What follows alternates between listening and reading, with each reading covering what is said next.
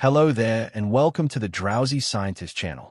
We are drifting tonight into the quiet, powerful world of emotions, not as labels or reactions, but as invisible forces that shape how you see, remember, decide, and connect.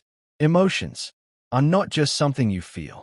Your body will always remember them, and your nervous system is accompanied by your mind's predictions throughout each day.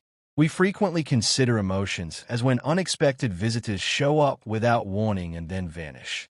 But beneath that surface, something much deeper is always unfolding. Signals rise from the body before thoughts form. Memories quietly color the present. Subtle shifts guide attention, bond people together, and sometimes pull them apart. Emotions are at work even when you are still, arranging your inner world like a tide moving beneath calm water. In this video, we'll look at emotions as living processes as opposed to fleeting moods. Not to analyze them, but to notice how extraordinary they truly are. How they protect, mislead, connect, and reveal. How they can appear overwhelming at one point and calm and collected at another.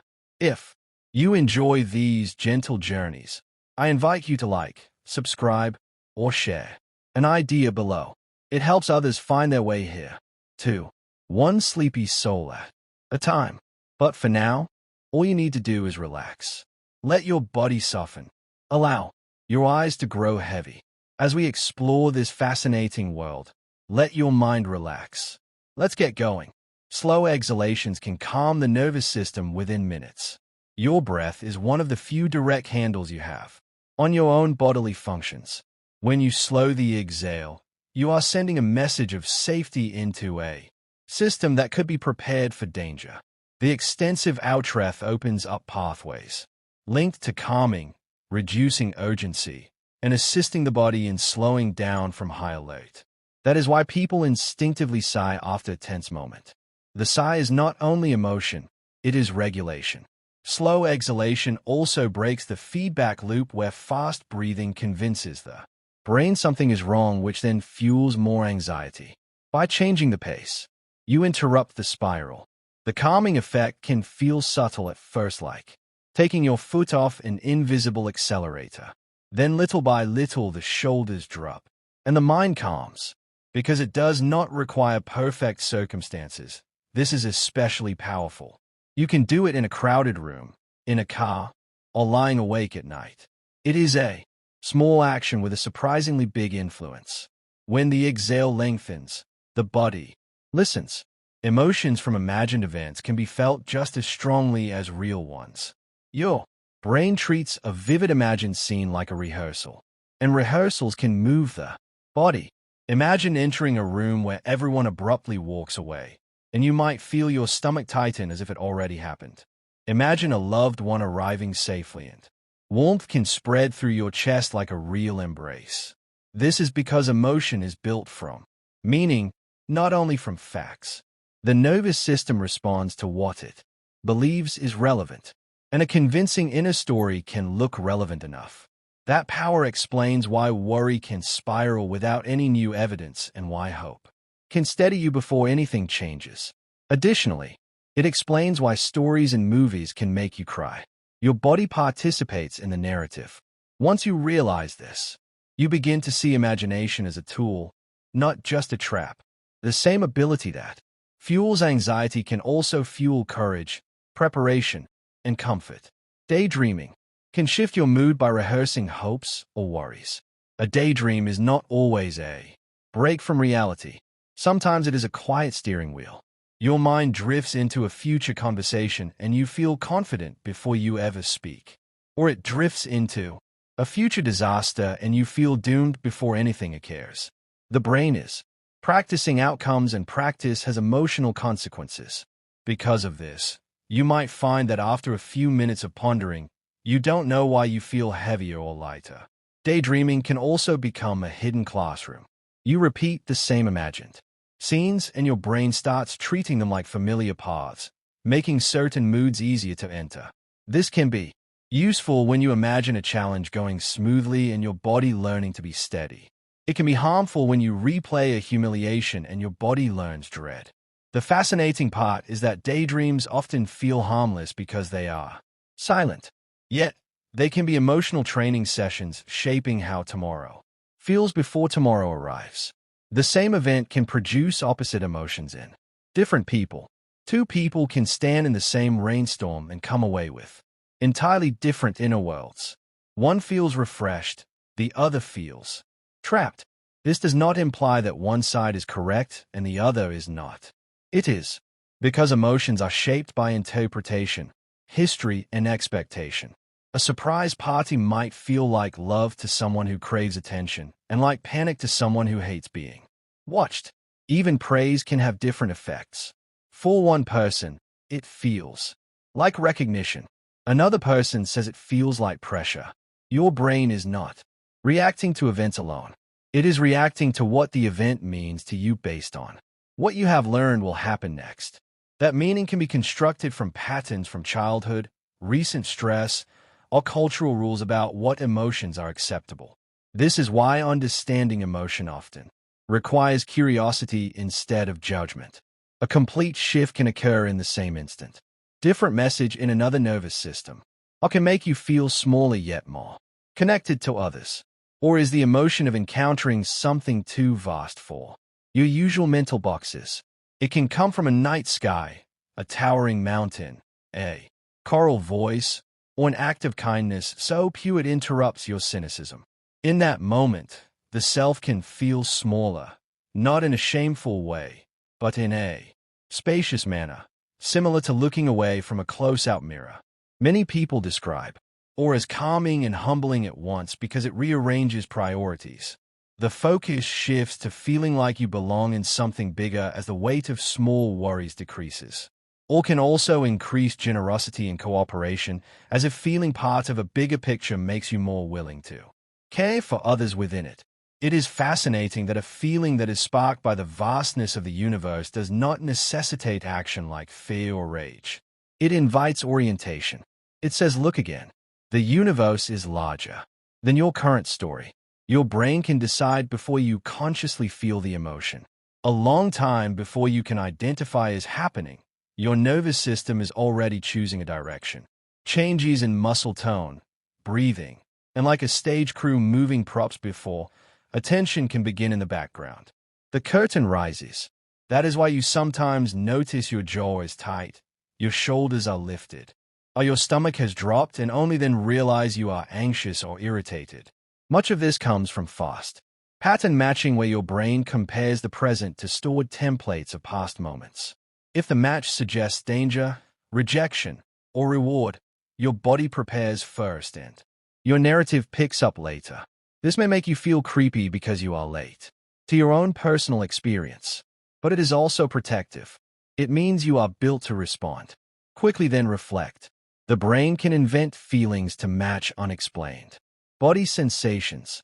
When your body issues a strong signal, but your mind is unable to locate the reason, it often creates one. A sudden flutter in your chest, a tight throat, and your face feels strangely warm. There must be a reason for these feelings, because the mind despises mystery beneath the surface. So it scans the room, the day, and the last conversation, and it creates a narrative that makes sense. That story can become the emotion you think you are feeling, even if the original sensation came from something simple like caffeine, fatigue, or leftover adrenaline. This is why you can walk into a perfectly fine afternoon and suddenly feel uneasy, then start searching for what cannot be right. You are not being deceived by your brain. It is trying to make the body make sense. Once you notice this, you can pause and ask a different question. Instead of what is wrong, you can ask what signal arrived first and whether it truly belongs to this moment. Babies can recognize emotional tone before they understand words. Before language arrives, a baby is already living in a world of feeling. The meaning is carried in pitch, rhythm, volume, and the tiny pauses between sounds. A gentle voice can settle a squirming body, while a sharp edge can bring sudden stillness, even when the words themselves are nonsense to them. That early sensitivity is not about manners. It is about survival, because tone reveals whether Right now, all is well in the world. You can watch it happen in real time. A caregiver's calm cadence becomes a kind of nervous system handhold, guiding, breathing and attention. Later, when speech blossoms, many people still react to tone first and content second. Because of this, one can say the right thing in the wrong way and it still hurts. Long before we learn vocabulary, as well as the empathetic music that lies beneath it, you can feel two conflicting emotions at the same time. The human heart is not a single lame road. You can feel both pride and fear in the same breath. You can be glad for change and sad for what it took away. You can love someone deeply and still feel furious with them. This is not indecision. It is complexity. Different parts of your brain and body can evaluate the same circumstance with distinct priorities and simultaneously convey distinct emotional messages. The result can feel confusing, like being pulled in two directions. But it's also a clue that you're seeing more than one truth at the same time. Mixed emotions often appear during transitions like moving, graduating, becoming a parent, or ending a chapter you once wanted. They can be uncomfortable because they resist simple stories. Yet, they can also protect you from extreme. You carefully prepare when joy is tempered by fear. When sadness is paired with relief, you recover faster. Conflicting emotions are not a flaw in the system.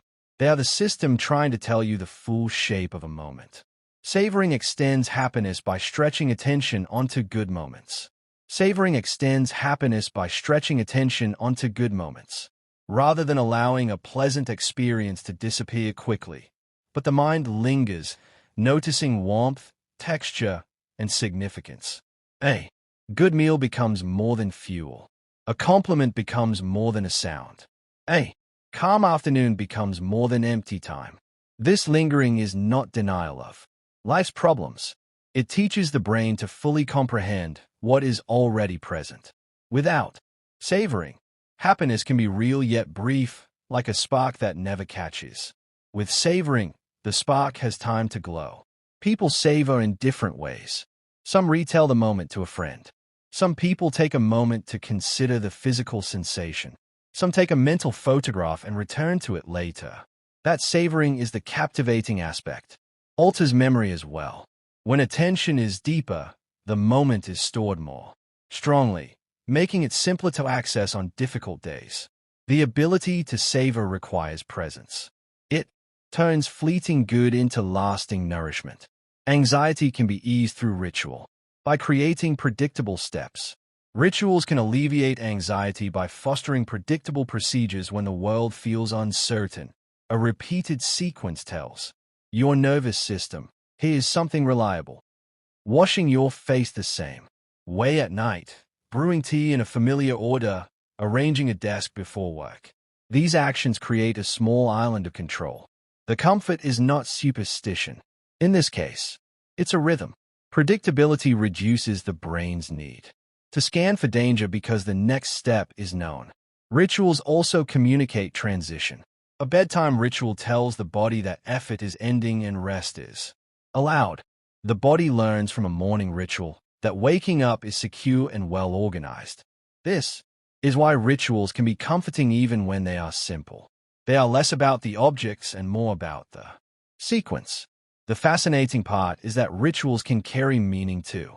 Lighting a candle, saying a quiet phrase, or taking a slow breath can become a personal language of safety. In anxious seasons, that language can hold you steady. Even before you start to feel thirsty, dehydration can make you more irritable. First is often the last announcement, not the first. Before you notice a dry mouth, mild dehydration can already be nudging your mood. You may feel foggier, more easily annoyed, or less able to tolerate noise and interruptions. That is because water supports basic brain function, including the smooth flow of signals that keep attention and emotion balanced. When hydration dips, the brain works harder to do the same tasks, and that extra effort can show up as irritability. It is the same reason you can feel more tense on a hot day without understanding why. Your body is quietly spending resources on temperature control and fluid balance, leaving less slack for emotional flexibility. The tricky part is that the irritability can feel like it belongs to the situation, not to your physiology. You might blame the traffic, the emails, the people. Then you drink water and the world becomes slightly more forgiving. The frequency with which mood has a simple physical contributor hiding underneath the story. Disgust evolved partly to protect you from invisible pathogens. Disgust is often treated like a rude emotion, but it is one of the body's oldest guardians. It pushes you away from what could harm you, even when the danger cannot be seen. Rotting smells, slime, decay, and certain tastes can trigger an immediate recoil before you have time to reason it out. That reaction is not about being dramatic.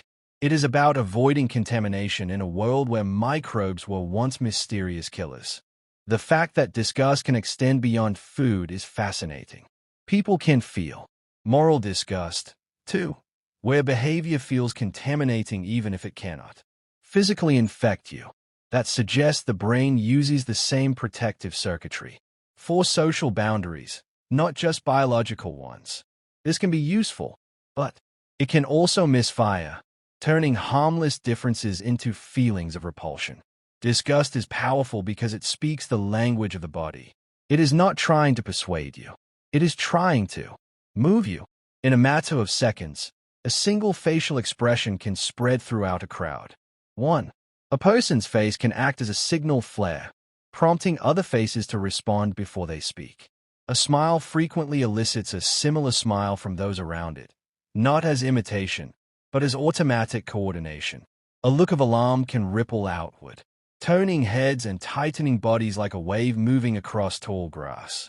This occurs because humans are designed to read and imitate minute muscle patterns, particularly those around the eyes and mouth, at too quickly for deliberate thought. The result is emotional syncing, a kind of a social weather system in which people's moods change together.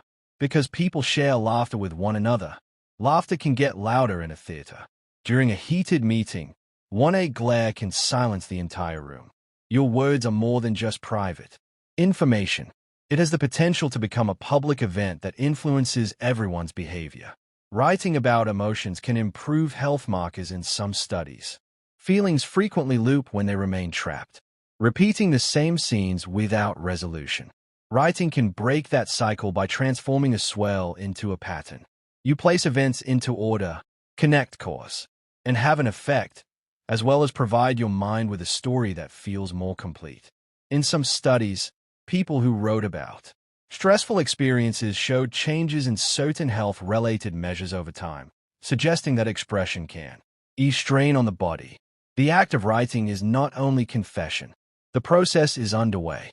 It can give specific meaning to ambiguous distress, which makes it easier for the nervous system to stand down. Additionally, writing creates a private witness. You can tell the truth without controlling how others will react. That freedom can bring unexpected honesty, which frequently marks the beginning of relief. The fascinating part is that ink on paper can become a physiological event. A few paragraphs can shift breathing, heart rate, and muscle tension as if the body finally believes it is allowed to put something down. Your body can start crying before your mind understands why. Tears are not always the end of a thought. Sometimes, they arrive first, like a message stamped urgent and delivered straight to the surface. You might be watching a simple scene, hearing a certain melody, or standing in a place you have not visited in years, and suddenly your eyes are stuffed. Only afterward does meaning assemble itself. This happens because crying is tied to deep systems that manage overload, connection, and release. A single moment can be interpreted as emotionally significant, even if your conscious mind has not yet expressed it. Tears can also interrupt, escalating stress through alterations in breathing and muscle tension, similar to an integrated reset. Because of this, crying can feel strangely liberating before becoming confusing. It is not witness leaking out. It is your nervous system doing an ancient job protecting you from carrying too much at once. Some emotions are easier to name after you learn the word. Before a feeling has a label, it can exist like weather inside you. True, but difficult to describe. You might sense tension, restlessness, or a vague ache, but find it difficult to explain what it is. Then you learn a word like envy or homesickness, and suddenly the experience becomes easier to hold. Naming isn't create the emotion out of nothing, but it can also shape it. It gives your mind a handle, a way to sort the feeling similar to others and keeping track of what causes it. This is one reason people, when they hear the right word at the right time, they frequently feel understood. Recognition emerges from the confusion. Language can also expand emotional life. You can make more nuanced distinctions when you start noticing them in yourself. That can change your choices because you cannot work with what you cannot identify. A named emotion becomes something you can meet directly instead of something that drifts through you unnamed. Sometimes the anticipation is stronger than the reward itself. The hours before something meaningful often carry a special electricity. A trip, a get-together, a present, and a new chapter waiting can sometimes feel like standing on the edge of a wave. Your brain is building the future in advance, tasting it before it arrives. It conjures up scenarios, characters, and outcomes. Additionally, that imagined version might be precisely constructed to excite you. Then, the real moment comes with its ordinary textures and imperfections, and it can feel smaller than the dream. This does not mean the reward failed. It means that possibility powers anticipation, which is its own emotional engine. Possibility has no limits, so it can grow enormous.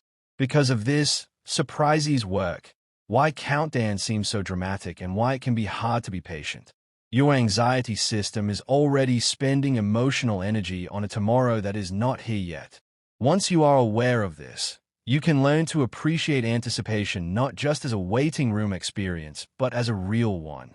When one person slows down their speech, calmness can spread. In a tense moment, the fastest way to change the room is often to change the tempo. If only one person speaks slowly with space between phrases, it sends an unspoken message. That time is available. That message can lower urgency in everyone listening.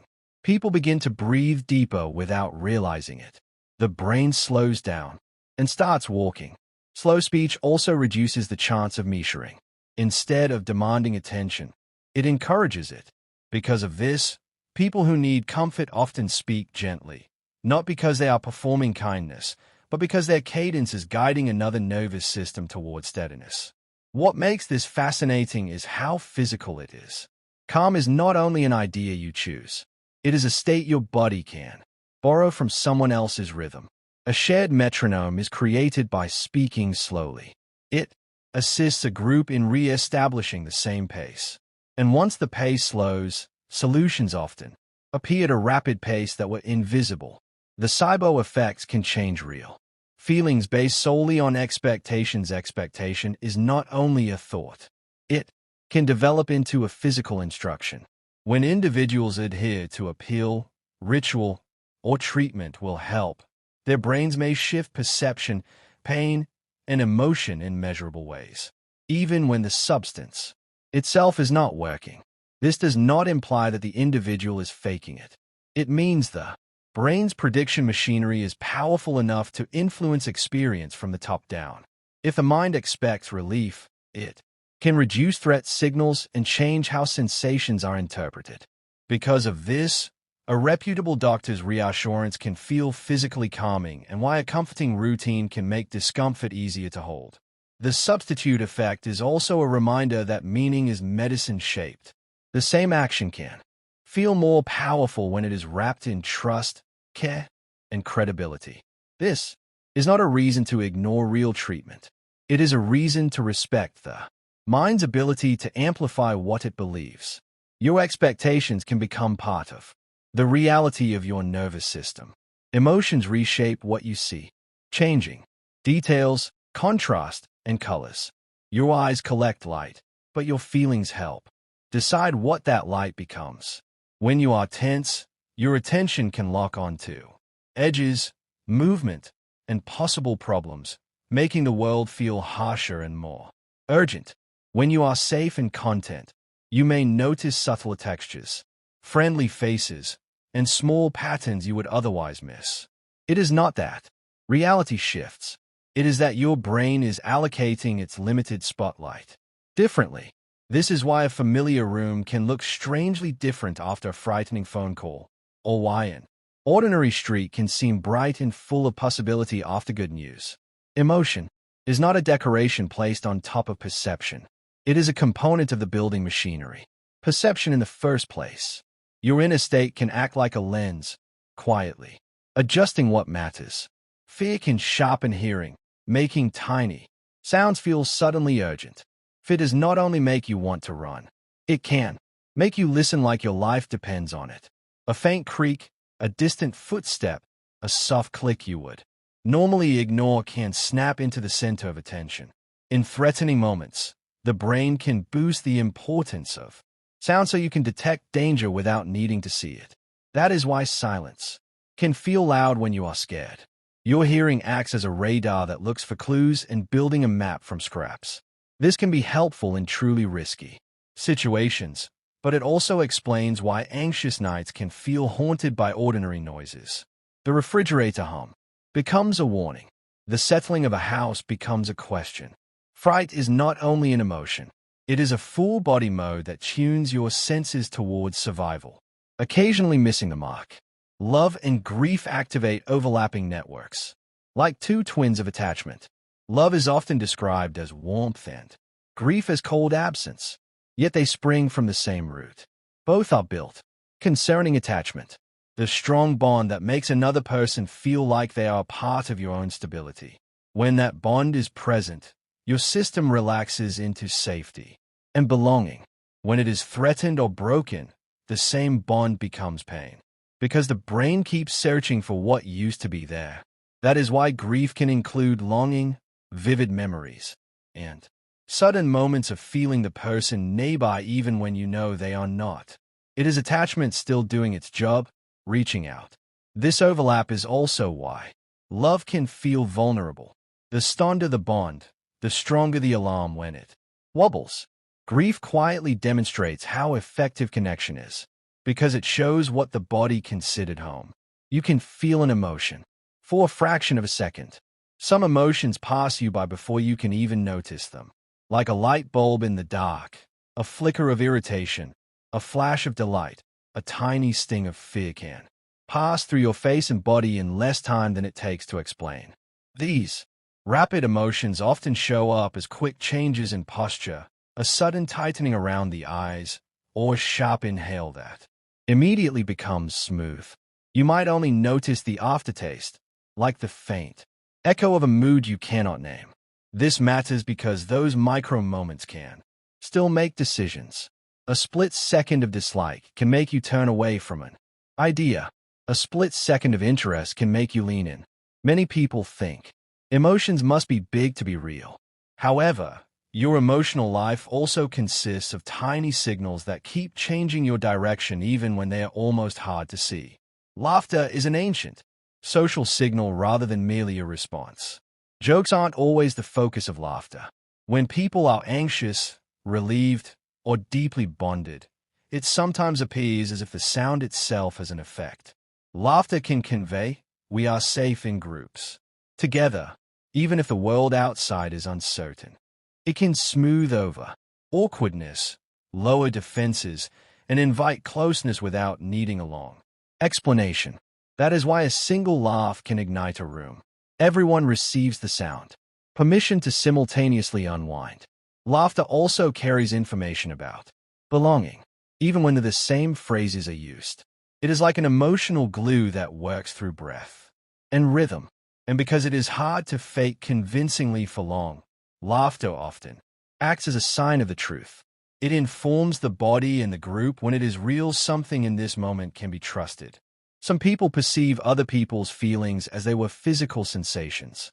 For most of us, empathy is a mental bridge, thinking about how another person might be feeling.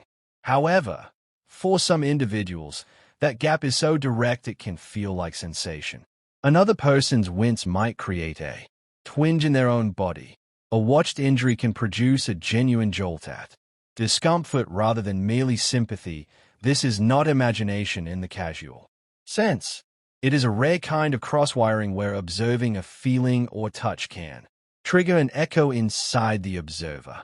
It can make places emotionally crowded, exhausting because the room becomes a chorus of signals. It can also make, since suffering is not far away, kindness seems impossible to avoid. It is nay, human nature is revealed in a profound way by this. Our brains are not sealed containers. They are designed for resonance. Even when we do not physically feel what we are designed to be influenced by one another more profoundly than we typically admit. Irritating tears contain chemicals that are distinct from reflex tears. Not all tears are made for the same job. Reflex tears wash and protect your eyes from smoke, wind, or rogue eyelash. Emotional tears come from a different kind of pressure, the kind that builds inside a story. Researchers have found differences in what emotional tears can carry compared to basic protective tears, suggesting the body is not only cleaning the eye, it is doing something more complex. Crying can change breathing, soften muscle tension, and shift the whole nervous system toward release. That is why a good cry can leave you drained yet strangely clearer. Emotional tears also communicate. They are visible proof that something mattered enough to overflow, and that visibility can invite comfort from others in a way words sometimes fail to. The act can be done even when you cry alone. Still have a function. It signals to your own brain that the moment is significant, and it helps move intense feeling through the body instead of trapping it there. During difficult times, belonging can lower stress hormones. Tasks. The feeling of belonging acts as a nonverbal safety net for your nervous system. When you feel accepted, your body often handles difficulty with less panic because it expects support if things go wrong. This is why a hard job interview feels different when you know someone in the room is rooting for you. It is why a child tries braver things when a trusted adult is nearby. Belonging does not erase effort, but it alters the effort cost. Defensive mechanisms require less energy from the body and more energy performing. This effect can be caused by even the tiniest of cues, such as remembered, being included in a small joke, or hearing your name said with warmth. Those moments tell the brain, you are not alone in the challenge. That is what makes belonging so powerful. It turns stress from a personal threat into a shared experience. Despite the fact that the task remains challenging, the hostile environment around you becomes less threatening as you complete it. Your gut and heart send emotional signals upward, not just downward. It is easy to picture emotions as thoughts that trickle into the body, but the traffic goes both ways. Your pulse rate, your breathing pattern, and stomach sensations are constantly returning to the mind. Those signals influence your perception of calm, fear, excitement, or security. Because of this, a stuttering chest can cause moment feel intense, and why a steady, slow breath can make problems feel more manageable. These internal cues serve as ingredients in the brain's builds of feeling. Some scientists call this interoception, your sense of what is happening inside you. It can be surprisingly influential. A small shift in bodily state can tilt your emotional meaning-making without you noticing the source. This is one reason emotions can feel like they come from nowhere.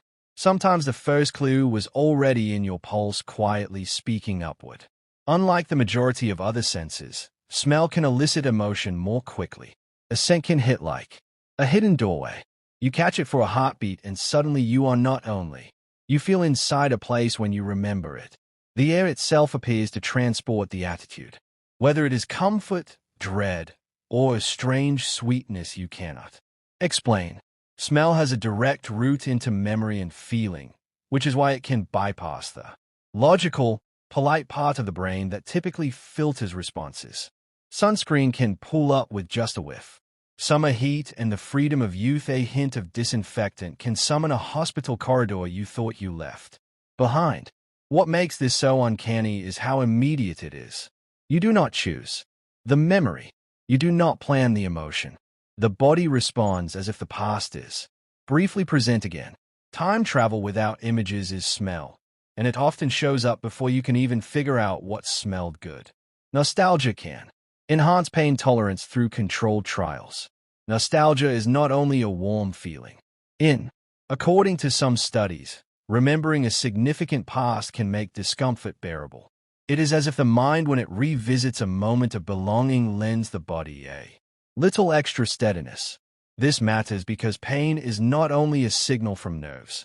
It is also shaped by attention, meaning, and emotional context. When nostalgia brings a sense of being cared for or connected, the brain may treat the present as less threatening, and that can change how intensely pain is experienced. You can sense this effect in everyday life too.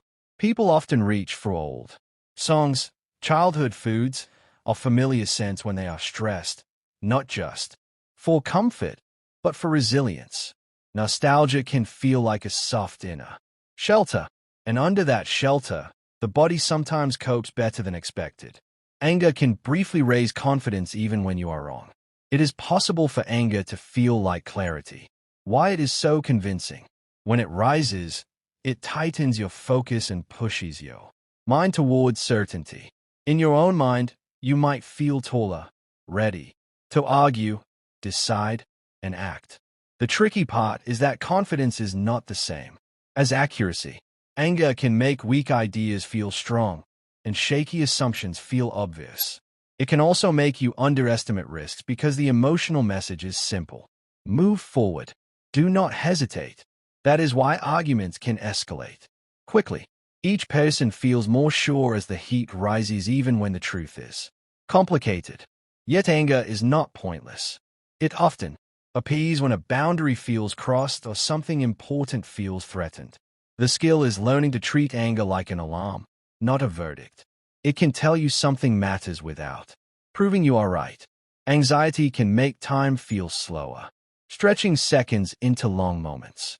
When anxiety arrives, the present can feel oddly expanded, like every sound and movement takes longer than it should.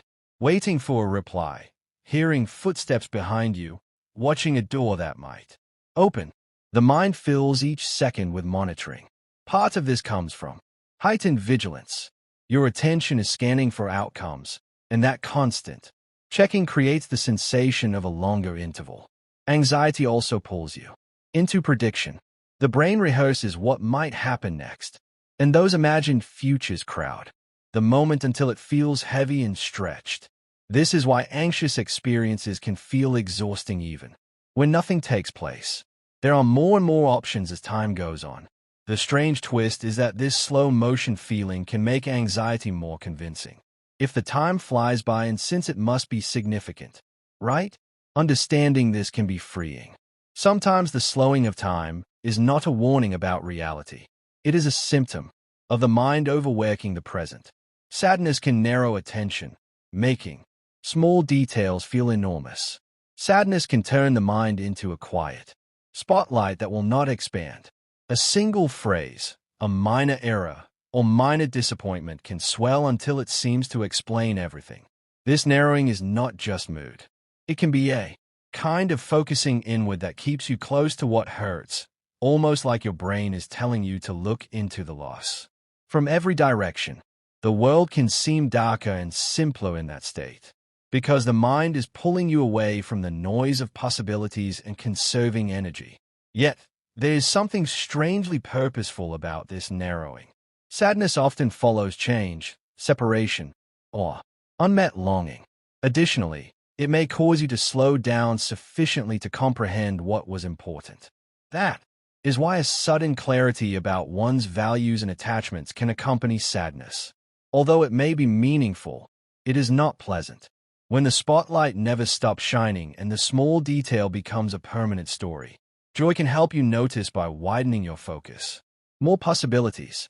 Joy is not only a feeling, it is a shift in how the world is scanned. When you are joyful, your mind tends to open outward. You notice options, patterns, and connections that might be invisible.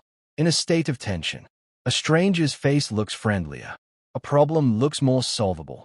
A new idea feels worth exploring.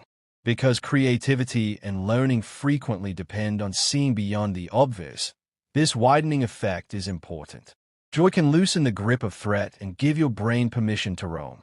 That is one reason playful moods can lead to surprising solutions. People are more willing to experiment when the emotional atmosphere feels safe. Joy also spreads because openness invites openness. Laughter can calm others down, and suddenly the entire room has more space inside. Joy does not erase reality. It changes what you think is possible. Inside reality, relief can feel like pleasure because danger signals finally stop. Relief is a quiet celebration your body throws when it realizes it can stand down. The jaw unclenches. Lower breathing occurs. The torso loosens. Sometimes there is even a small laugh.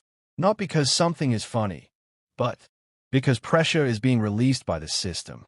Relief can feel surprisingly good, almost like a reward, because it marks the end of a long. Your nervous system has been spending effort preparing for impact, only to be told you are safe suddenly. That change can bring on feelings of warmth, lightness, or even dizziness, as if you were in the body is adjusting to a new world. Relief also teaches. When a feared outcome does not happen, the brain updates its predictions, at least a little. This is why reassurance feels so strong in the moment, yet so temporary later. Relief is not just the absence of fear. It is the sensation of returning to yourself. When your heart starts to race, your brain may mistake excitement for fear. Your body has only so many ways to signal high energy, and a pounding heart is one of them. When that surge arrives, as you scan the scene for a reason, your mind races to provide an explanation. If you are stepping onto a stage, meeting someone new, or taking a risk, the same physical rush can be read as danger or possibility. Because of this, thrilling moments can also feel frightening. Moments can sometimes feel oddly electric. The label you land on changes everything. If you refer to it as fear, you might withdraw and seek escape routes. If you call it excitement, you lean forward and look for opportunities. This is not positive thinking. It is rapidly forming meaning. With experience, some people learn to treat the racing heart like a neutral engine and choose the story that set their goal for themselves instead of their worries. People often mimic smiles without noticing they are doing it. A smile is not only something you give, it is something your nervous system catches. In conversation, tiny facial movements can echo back and forth like a quiet handshake, syncing two people without either one deciding to do it. Because of this, a friendly cashier can improve your mood in seconds. Your face is reading their face, even if you never speak to each other by name, and answering before your thoughts arrive. This mirroring has the potential to ease tension, foster trust, and indicate you are safe to be around. It can also reveal when something feels off. If you don't respond when someone smiles at you, your body may be detecting a mismatch or threat. One is mirroring. Reason emotions feel contagious in groups. It's not a trick. It's muscular and attention cooperating at high speed. You are constantly learning how others feel by temporarily and subtly expressing emotion to their expression. Music can reliably summon chills by breaking and resolving patterns. Chills often arrive at the exact moment a song does something unexpected, then lands safely again. Beyond what a voice grows. You predicted. A harmony shifts into a new color. A pause stretches just long enough to make your body hold its breath. Your brain is a prediction machine, always guessing what comes next. And music is a playground for those guesses. When a piece violates your expectation in the beautiful way, attention spikes and emotion rises, like stepping onto a staircase you were unaware existed. After that, when the music stops, your system dissipates that tension as a sensational wave. For some people, it travels across the scalp or up the arms, leaving a physical mark of significance. Chills are not only about sound. They are about surprise, release, and the feeling that something invisible just clicked into place inside you. Emotional memories can feel vivid even when details are inaccurate. A memory can glow with certainty while quietly rearranging the facts. You might remember the exact feeling of a moment, the tightness in your chest, or the rush of relief.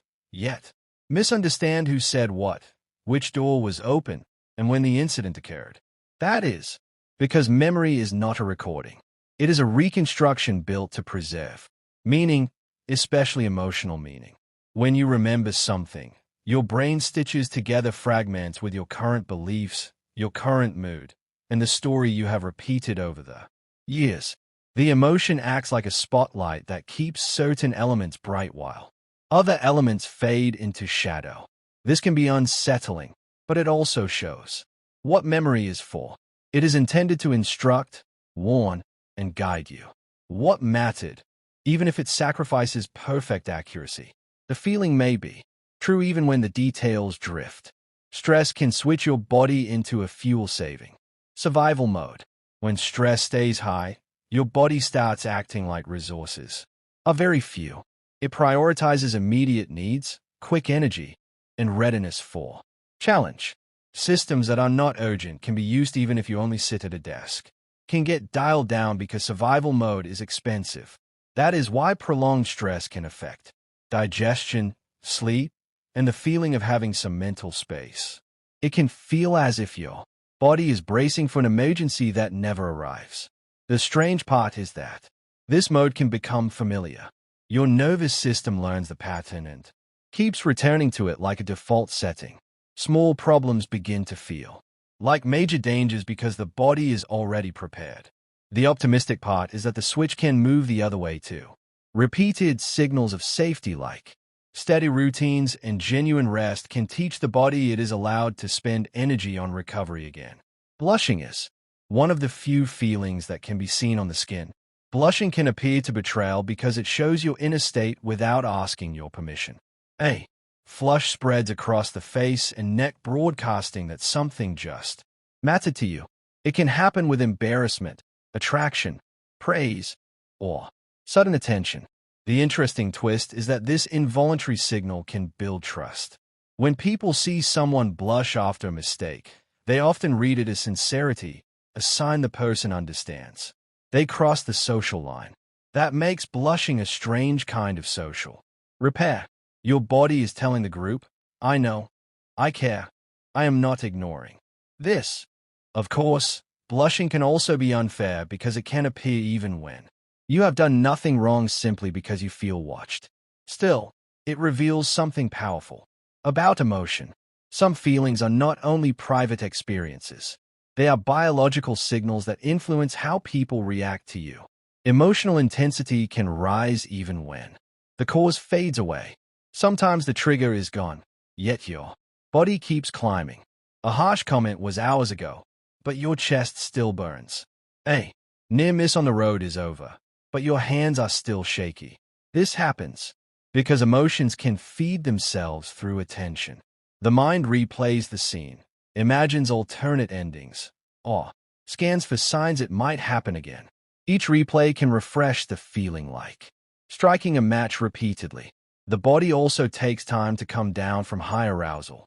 Hormones and adrenaline do not vanish instantly just because you want them to. That lag can give the impression that the emotion has its own mind. But this also has significance. Escalating emotional intensity following an event can be your system trying to learn, to protect, to prevent repeat harm. The key is noticing when the replay is serving you and when it is only stoking the fire. When you step out of the loop, the intensity often begins to follow. A warm drink can subtly increase feelings of social warmth. Holding warmth in your hands can quietly change how you judge the world. A mite of tea is not only simple consolation.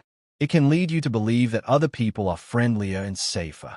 The mind employs physical signals as evidence, and warmth often means closeness, shelter, and care. In the human narrative, that link begins early when heat is associated with being held and protected. Later, the same physical sensation can echo into social perception without your awareness of the change. This does not mean a hot drink imposes kindness. It means your brain is willing to borrow meaning from the body when it is making quick decisions. The mundane nature of this is the fascinating aspect. We think our prudent reasoning leads to judgments. Yet, tiny physical cues can tilt our first impressions. Warmth in the hands can become warmth in interpretation. like a small lantern changing the color of a room. Physical. Pain and social rejection share overlapping alarm circuitry. Being excluded can hurt in a way that feels strangely physical, and that is not poetic language. The brain makes use of some of the same inner alarms for bodily injury and for social threat because being cast out once carried real survival risk. Imagine hearing laughter stop when you enter a room, or seeing messages go unanswered while others connect freely. The body can react with a sinking stomach, tightened chest, and heat behind the eyes. Those sensations are not weakness. They are the nervous system, treating isolation as a threat. Additionally, this overlap explains how comfort feels medicinal. A kind message, a sincere invitation, or, similar to how rest relieves soreness, steady presence can alleviate distress. It is the alarm quieting down. The way you treat yourself and others can change once you realize this. Social pain is not imaginary pain. It is an old warning system that makes use of instruments it already has. Uncertainty can feel worse than bad news for many people. A clear negative answer can sting, but a blank space can haunt. When you do not know what is coming, your mind keeps turning the future over like a stone, searching for sharp edges. It tries to prepare scenarios, check signals, read conversations again, and tougher thinking can help you control the uncontrollable. That effort is exhausting, and it can make uncertainty feel more significant than a confirmed failure. A door is shut by bad news, but uncertainty keeps the hallway lit all night. You may even notice yourself preferring a definite no over an endless maybe because certainty allows your body to stand down. The strange twist is that uncertainty can also make you misread neutral cues as threatening, since the brain would rather prepare for a storm than be surprised by one. Recognizing this pattern might be calming. The discomfort is not proof that something terrible is coming. It may simply be the mind struggling with an open loop. Gratitude can strengthen friendships by signaling that you notice effort. Gratitude is more than just a nice feeling. It is a message. I saw what you did, and it mattered. That message can tighten the bonds between people because it turns invisible effort into visible value. Think of someone who brings you soup when you are sick, listens without rushing, or remembers a small detail you once mentioned. When gratitude is expressed clearly, it rewards the giver and teaches both people what kindness looks like in that relationship. It also reduces guessing. Many friendships fade not from conflict but from uncertainty about whether anyone is truly appreciated. Gratitude answers that quietly. It builds a culture of noticing, where people feel safer giving again because they trust it will not disappear into silence. The intriguing aspect is that showing gratitude can make seemingly insignificant events seem significant, which keeps friendships alive in the midst of major events. It is like adding light to the room not by changing the furniture, but by activating a lamp. Envy can motivate improvement or sabotage, depending on the situation. Envy is often treated as eudaly, but it begins as information. It points to something you want, something you value, something you fear you cannot reach. That signal may take one of two distinct routes. In one path, envy becomes a compass. You see someone's skill, confidence, or opportunity, and it clarifies your own goals. It can push you to practice, learn, and push yourself to become a better version of yourself.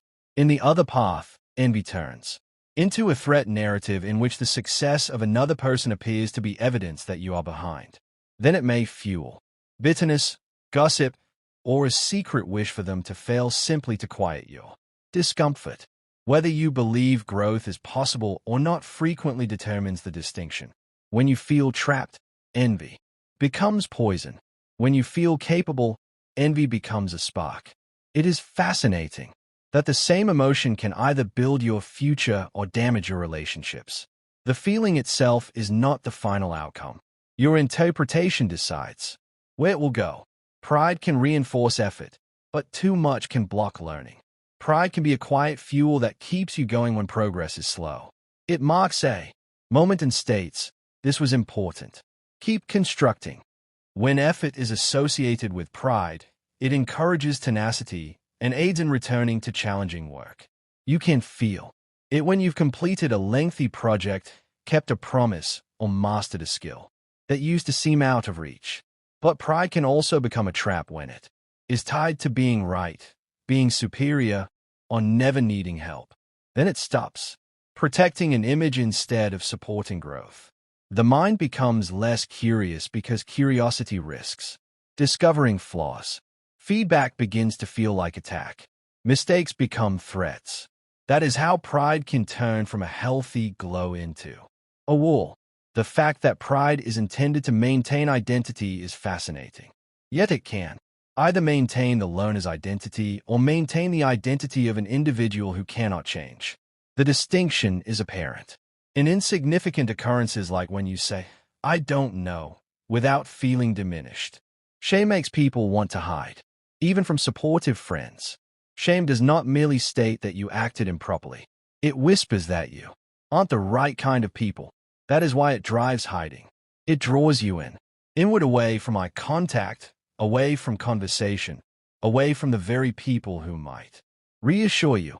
Shame can make a small mistake feel like exposure, as if everyone can see a stain you cannot wash out. It also changes memory. You may replay the moment again and again, not to learn, but to punish yourself into believing you deserve the pain. What makes shame so powerful is its loneliness. It convinces you that if anyone knew the full story, they would turn away.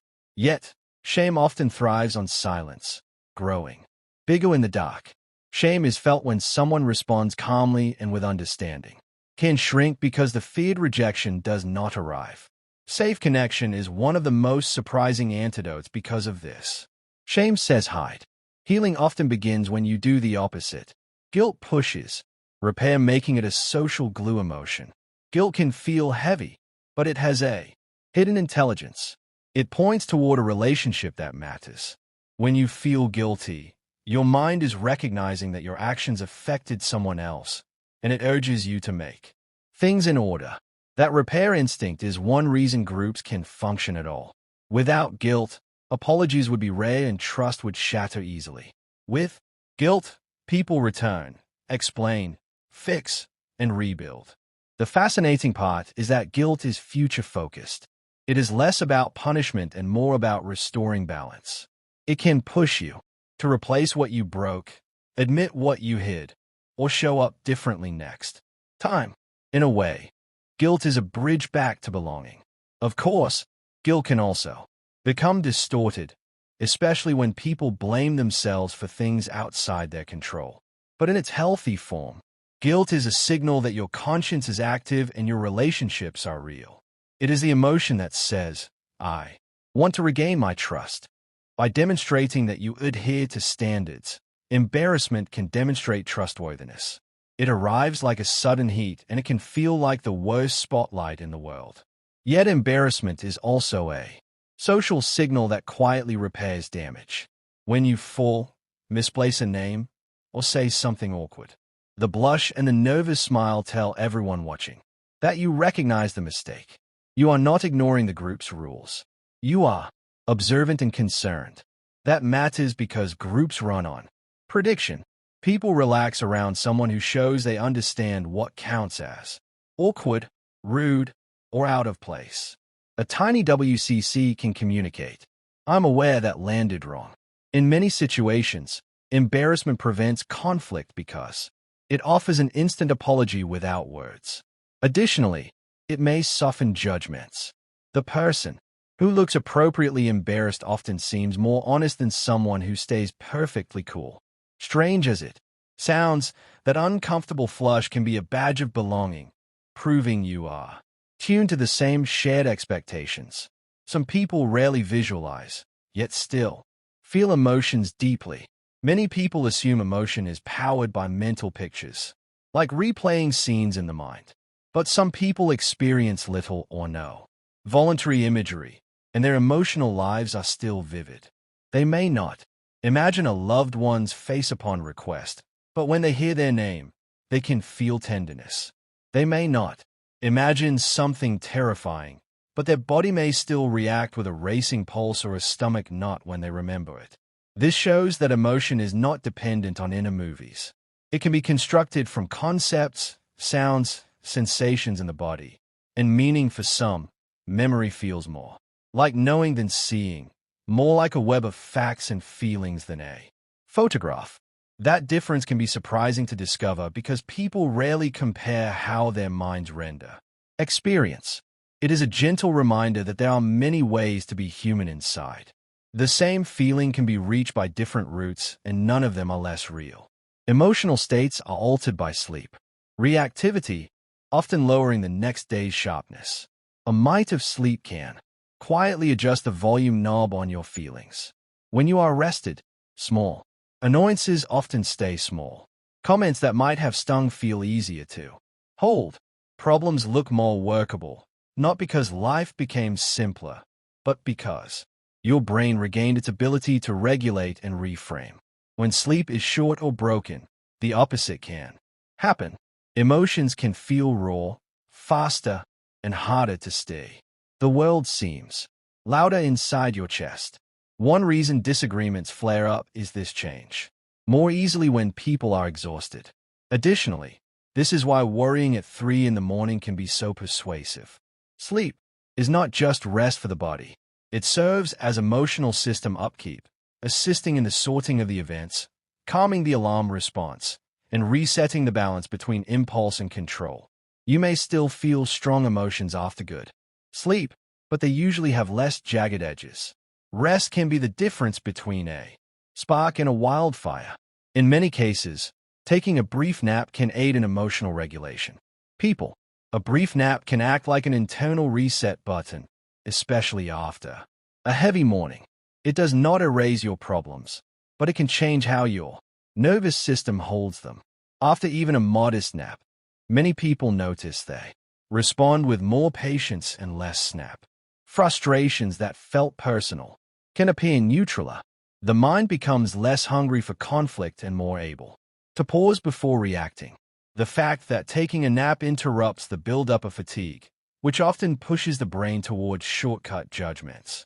It also gives your body a moment to settle out of stress chemistry and return closer to baseline. You can think of it like setting down a backpack you did not realize was digging into your shoulders. When you take it back up, while the weight stays the same, your posture improves. Naps are also fascinating because they demonstrate that emotional intelligence is not just character. Sometimes it is energy. If the brain is rested, self-control becomes easier to access. Hunger can tilt emotions negative, causing the well-known hungry state. Hunger is not only a sensation in the stomach, it is a shift in the entire system, pushing your mind toward urgency and irritability. Your body may lose interest in nuance when it needs fuel. Patience shrinks. It is insulting to delay even a little. An unharmful comment can come across sharp. This occurs because hunger alters the equilibrium of signals that assist you in remaining steady, including stress hormones that motivate you to take action and blood sugar stability. In a hungry state, your brain may prioritize quick solutions and simple interpretations, which is a terrible recipe for polite conversation. As a result, you might find that a minor inconvenience makes you seem strangely dramatic. Right before a meal, the fascinating part is how quickly the mood can change. Once you eat, it can feel like stepping out of a storm that was entirely inside you. Hunger is a reminder that emotions are not floating thoughts. They exist, bodily states with opinions. When even emptiness makes the body feel threatened, it supports impatience. Exercise can lift mood by changing brain chemistry and blood flow. Sometimes the fastest way to change your emotional state is to move through space with your body. Exercise does not only burn energy, it alters the environment the brain is immersed in. Blood flow increases stress. The brain can release substances that help with pleasure, motivation, and calm when chemistry changes. That is why a brisk walk can turn a restless mind into a clearer one, even if nothing about your day improved. Exercise also gives people a sense of control. You are not entangled in the sensation. You are doing something. That alone can soften helplessness and rumination. Additionally, there's a narrative effect. When When you move, your brain learns that you can do something and that can make problems feel less final. Even gentle movement can be enough to change the inner weather. It is not a cure for everything, and it is not a moral requirement. Simply put, it is one of the body's most reliable tools for influencing emotion from the outside in. Sometimes your mood needs motion more than analysis. Posture can influence emotion by altering breathing and tension. Your body is always sending your brain a report about what kind of moment this is. When you slump, your chest compresses, your breath often becomes shallower, and your muscles signal fatigue or defeat. When you sit tall, your neck relaxes in a different way, your lungs have more room, and your body sends a quieter message of readiness. This does not mean posture can force happiness.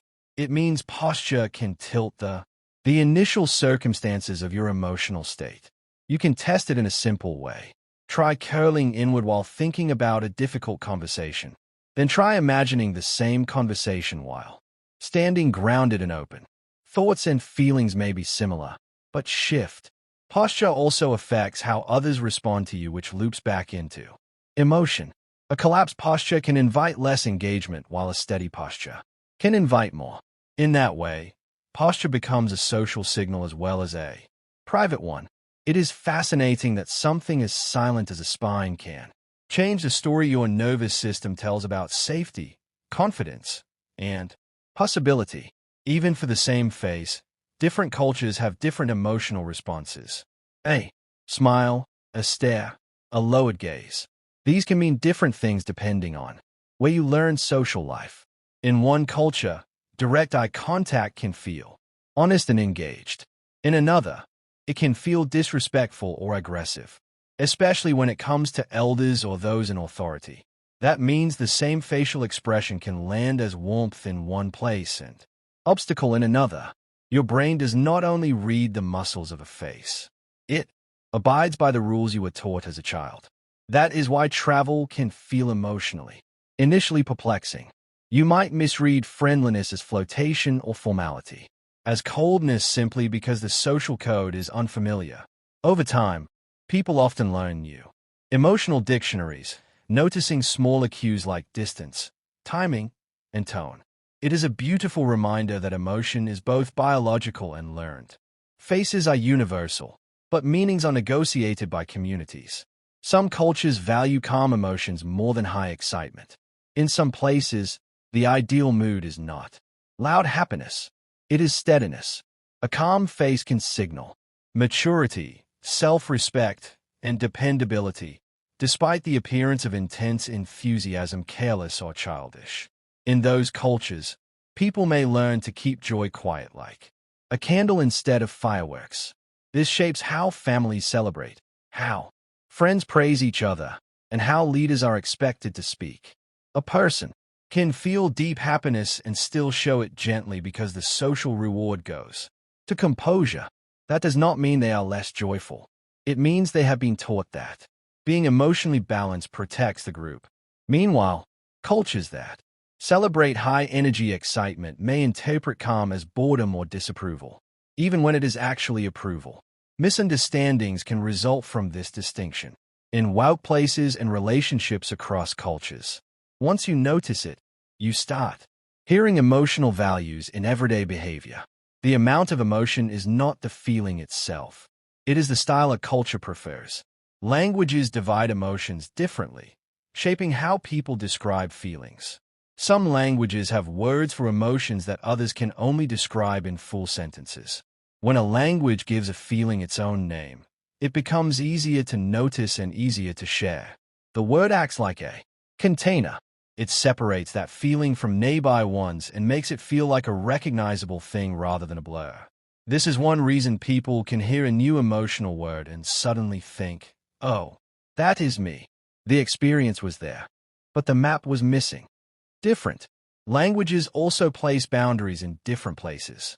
Which language treats as one emotion, another may treat as several. That changes how people tell stories about their inner lives, how they ask for help, and how they interpret conflict. Language does not invent emotion from nothing, but it can tune attention and memory. It shapes what seems understandable. When a feeling becomes speakable, it becomes easier to handle. Training can help people become better at recognizing emotions. Reading emotion is a skill, not a fixed talent. Some people start out naturally sensitive, but many improve dramatically when they practice noticing the right signals.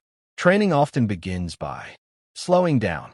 Instead of guessing from a whole face at once, you learn to watch specific shifts like tension around the mouth, the speed of blinking, or a sudden stillness in the body.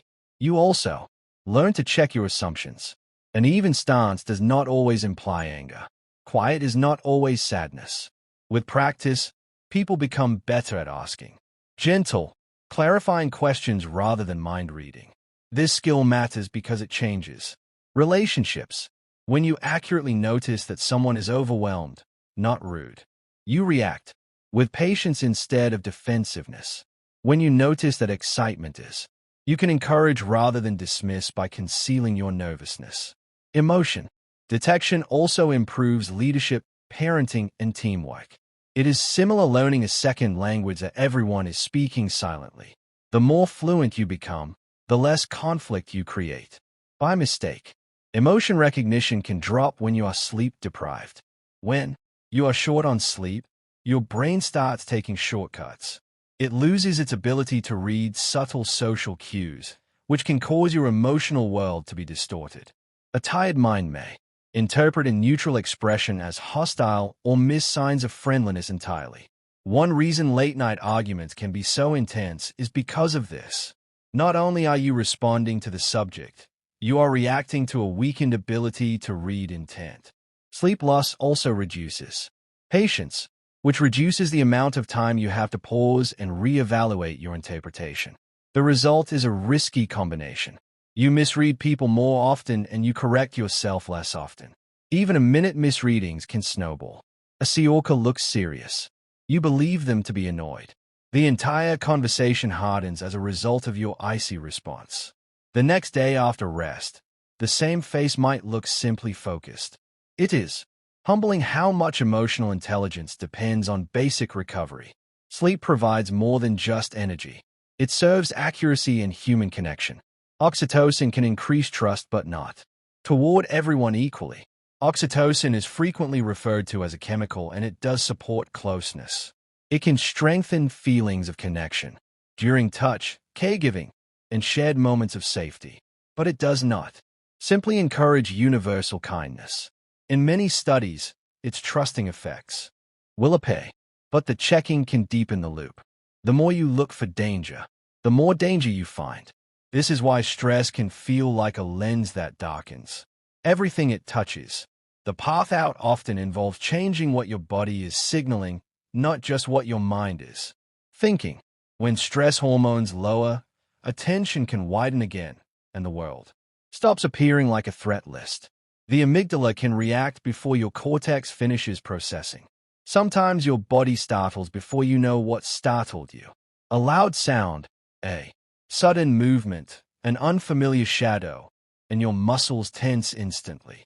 This is partly because the amygdala can trigger rapid alarm responses using rough, fast information without waiting for in-depth analysis. Similar to an early warning siren, it prefers false alarms over missed danger. The cortex, which handles finer interpretation, arrives a beat later with context. That is when you realize it was only a dropped object, a harmless stranger, or coat hanging from a chair, even though it may appear as though your body is betraying you. This timing difference actually is survival design. The quick reaction buys time. The slower interpretation decides what to do next. This also explains why phobias and panic can feel so convincing. Your mind is trying to figure out why the alarm is already going off. The ringing. The trick is learning to respect the alarm without obeying it blindly. You can acknowledge the surge and still wait for the fuller story. The prefrontal cortex helps you choose responses instead of reflexes. Even when you're feeling a lot of emotion, there's a part of you that can pause. The prefrontal cortex supports planning, inhibition, and the ability to hold more than one perspective at once.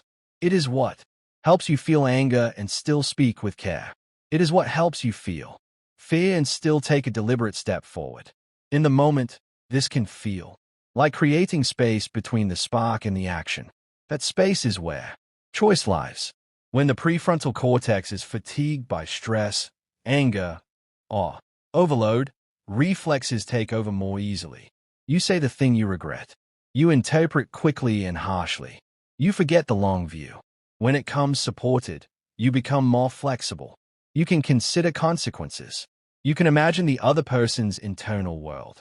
You can decide how you want to be, not just how you feel right now. This is one reason routines that reduce cognitive strain can improve emotional life. It is not about becoming unemotional. It is about becoming more able to stay emotion toward your values.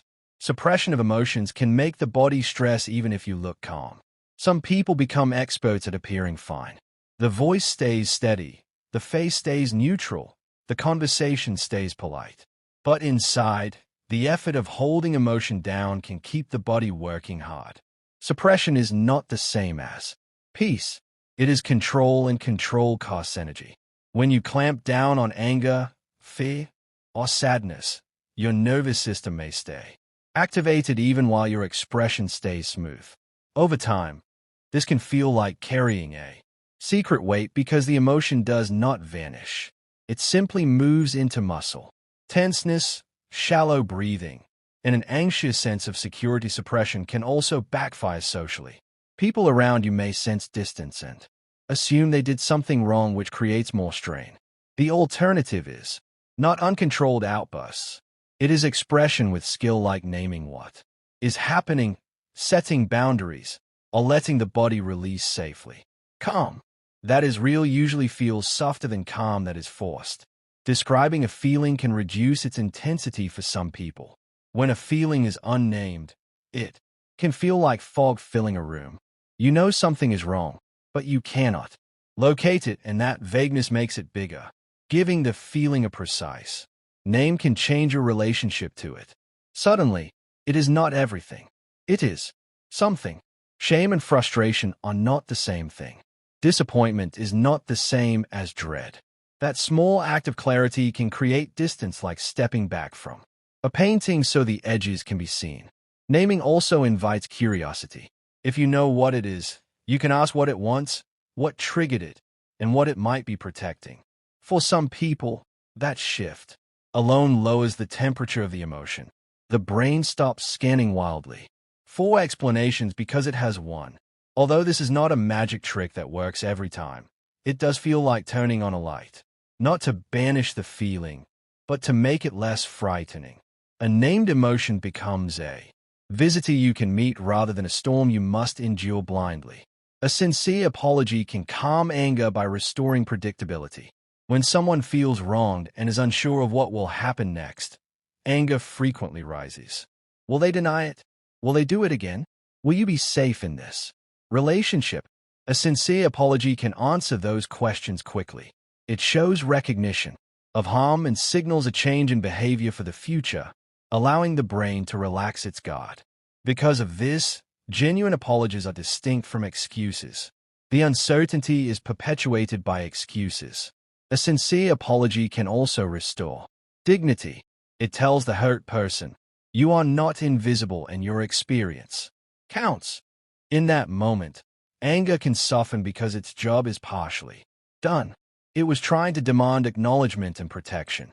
Apologies are powerful because humans are creatures that crave predictions. We want to know the rules of tomorrow. A fresh apology offers a new rule, and the nervous system often responds with immediate relief. This does not completely consequences or repair everything instantly, but it can change the emotional weather, which is the first step toward rebuilding from conflict to possibility. Fairness triggers strong emotion even in very young children. Fairness is not a refined concept for adults. Similar to a built-in alarm, it appears early. For imbalance, even young children can react intensely when they see someone get more cut in line or change the rules mid-game. The emotion is immediate because fairness is tied to safety. If resources and care are distributed unpredictably, the world feels unstable. Because of this, unfairness has the power to elicit feelings of rage, sadness, and an intense desire for correction. The circumstance. It is also why children often become passionate rule keepers. The rules are not just rules. They are a promise, but the social world is understandable. What makes this fascinating is how fairness emotions shape identity. A child who sees fairness upheld gains an understanding of how cooperation works. A child who sees unfairness rewarded learns suspicion.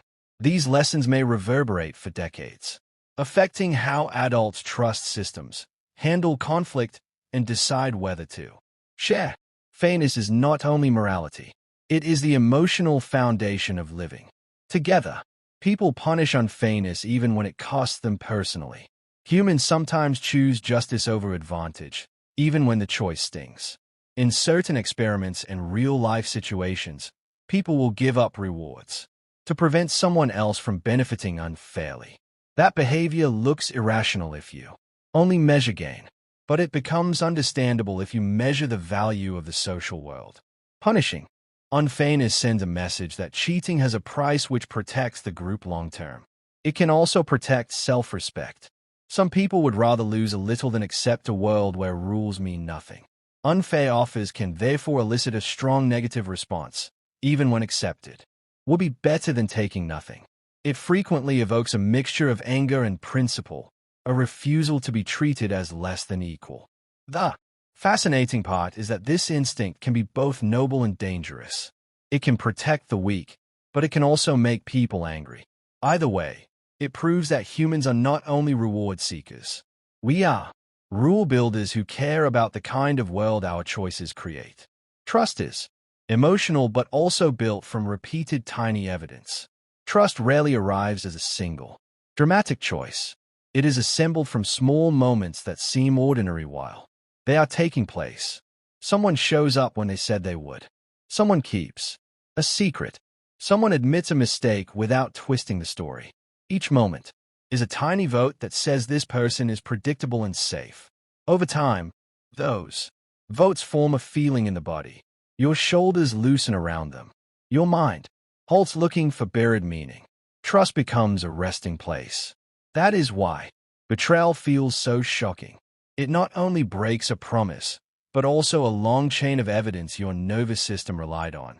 Trust is also shaped by timing. Quick, after mistakes, repairs can make it stronger, but waiting too long can make it worse because silence breeds uncertainty. The fascinating part is that trust is both delicate and durable. A single rupture can damage it, yet consistent care can rebuild it, not through grand speeches, but through the steady, slow evidence of daily behavior. Betrayal hurts because the brain treats it like danger.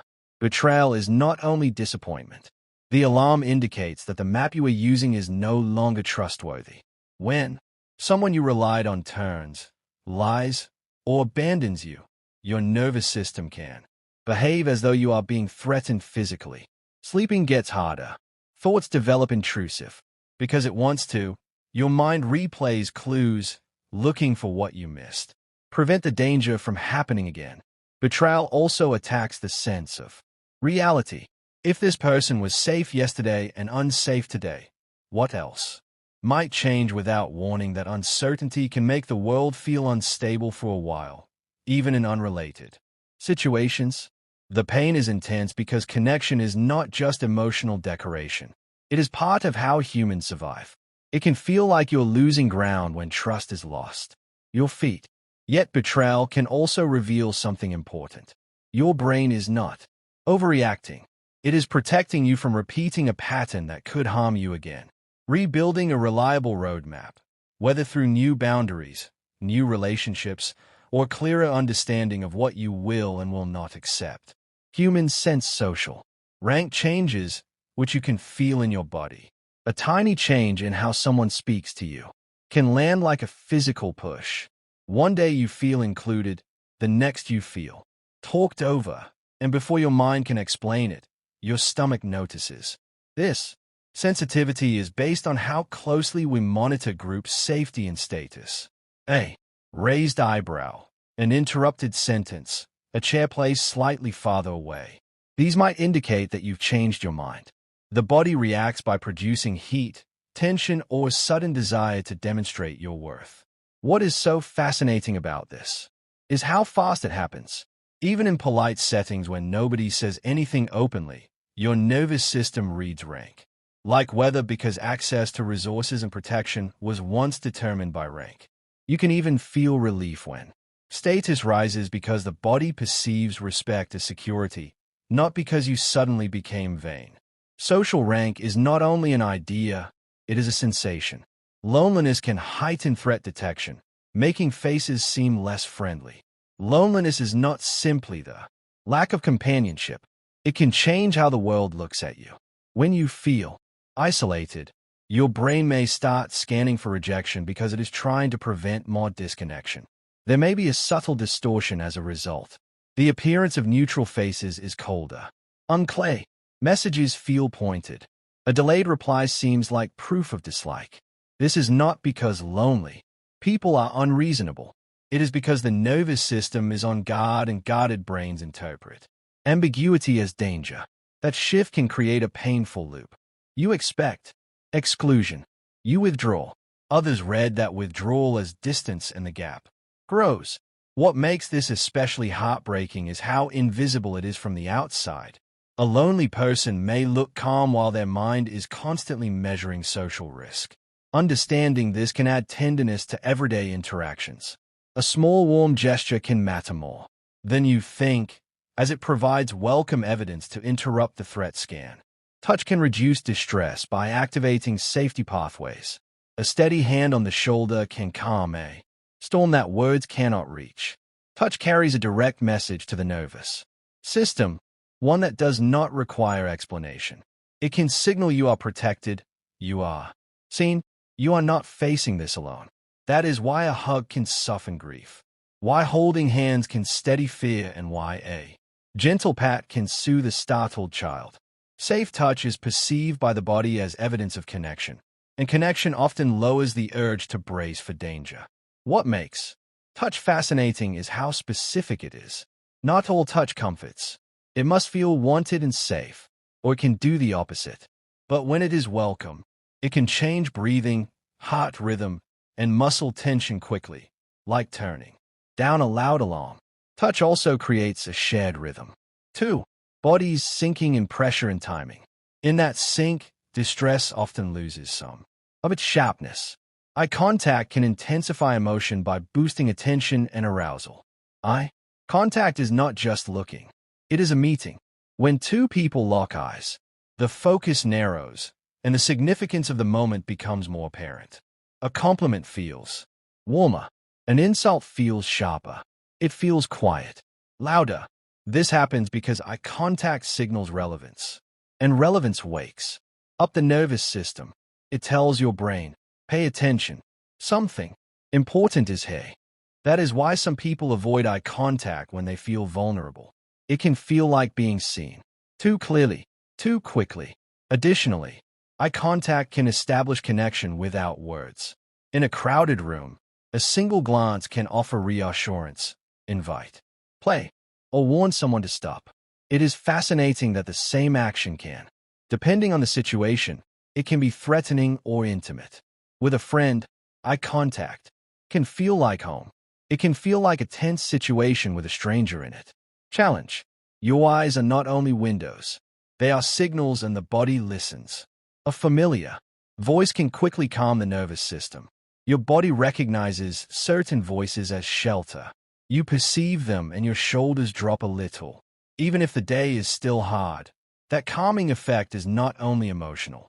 It is learned safety. Over time, some voices become associated with support and a constant presence. So, the brain treats their sound as evidence that things may be okay. This is why people call home when they feel overwhelmed, even if they do not know what to say. The voice itself becomes the medicine. A familiar voice also carries signature rhythms. The pauses, the softness, the way certain words are shaped. And those patterns can guide your breathing back toward calm. It is fascinating that comfort can travel through a No touch, no visual cues, just vibration. And recall, this is also why harsh voices can be so activating. The anxious system learns who has been safe and it responds before you finish the first sentence. When one party reflects the other's intensity, conflict can become more intense. Arguments often grow not because the topic changes, but because the energy changes.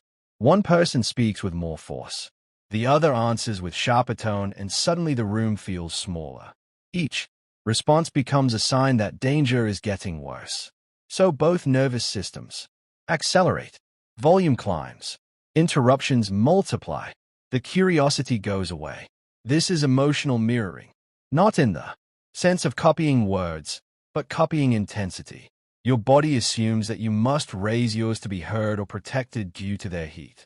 The tragedy is that the escalation feels logical from the inside. Each person thinks they are responding to the other's aggression, yet both are feeding the same loop. Conflict can also turn into a performance where backing down feels like losing.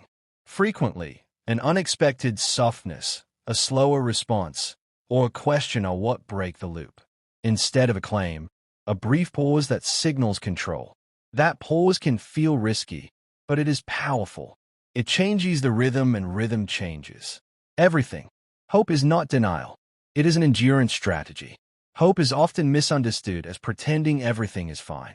Real hope is different. It is the decision to move forward despite the uncertainty of the outcome. Hope holds the possibility of change without making any promises. That makes it a powerful emotional tool, because it provides effort with a purpose. People frequently stop when they lose hope, trying not from laziness but from exhaustion. Hope offers a small bridge between now, later on, and that bridge can carry you through pain, waiting, and fear. It is also practical. The brain uses hope to look for alternatives rather than freezing. It keeps attention open enough to notice help, to accept support, to take the next step. What makes hope so fascinating is that it can be quiet. It does not need grand confidence. Sometimes, just getting up brings hope. Making one choice, and refusing to let the story end at the hardest chapter. Through altering the meaning of the story, humor can reframe fear. Fear turns the world into a threat map. Humor redraws the map. It does not erase the risk, but it shifts the meaning of the moment. And meaning is what fear feeds on. A joke can turn a looming problem into something you can approach because it breaks the spell of seriousness that makes fear feel absolute. Humor also gives you a sense of control. If you can laugh, you are not fully trapped. You are observing, not only suffering. That distance can be enough to calm the body and reopen thinking. Humor also works socially. In a worried group, one well-placed light moment can remind everyone that they are still together by releasing their shoulders. The fascinating part is that humor often appears exactly when things are hardest, like a pressure valve. It is the mind's a way to say, I see the danger, but I refuse to let it completely define me. Reframing is not denial. It is resilience with a smile. Emotional habits form, making certain feelings easier to enter. If you have ever noticed yourself slipping into the same mood in the same place, you have seen an emotional habit at work. The brain loves efficiency, so it builds shortcuts between cues and states. A particular chair becomes linked with worry because you have worried there before. A certain time of day becomes linked with heaviness because that is when stress usually peaks. Eventually, the feeling arrives quickly, like a familiar song starting after the first note. These habits are not destiny, but they are real pathways that become smoother with repetition. The surprising part is that emotional. As with good states, habits can form around them.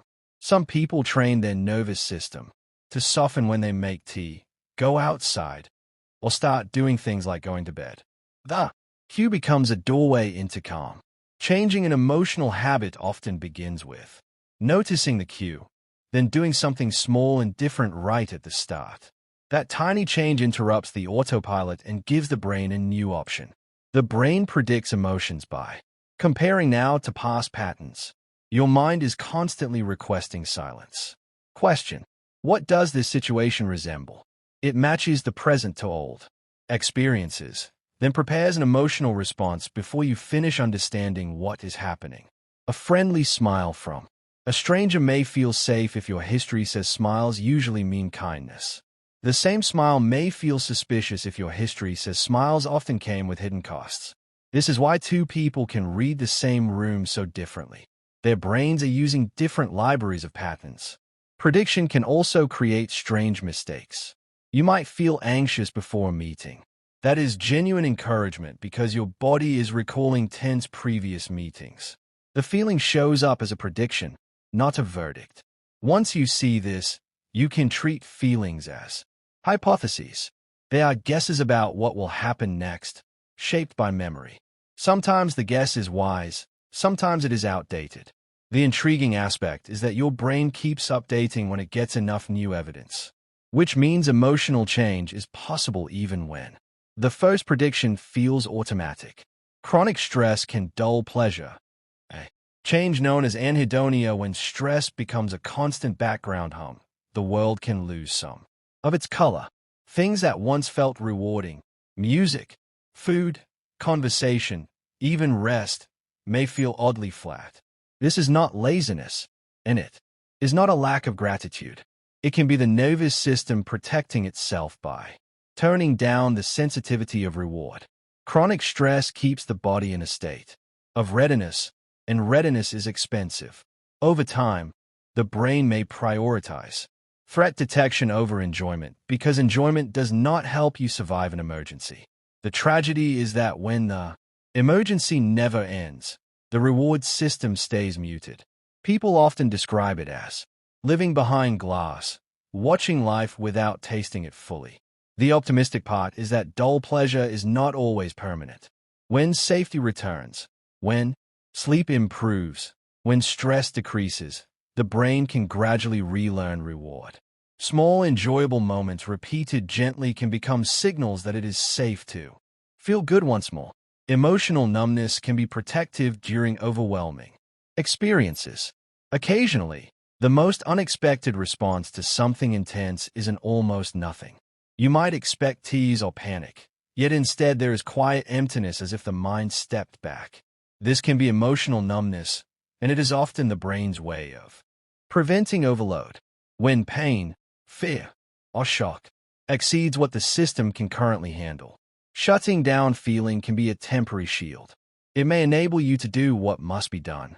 Take care of the details, make phone calls, and get through the day. Your non-existence is not evidence of your lack of concern. In many cases, it is proof that you care so much that your nervous system is rationing feeling like a scarce resource.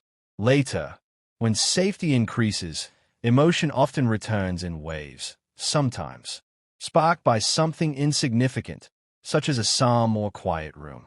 That delayed return can be confusing, but it shows the protection lifting. Numbness is not the end of emotion. It is a pause button, pressed by a system trying to keep you functioning. Some people weep with joy because the arousal continues. Sometimes joy arrives with so much intensity that the body borrows the machinery of tears to release it. This can happen at reunions, weddings, surprise, kindness, or the moment a long fear finally resolves into relief and gratitude.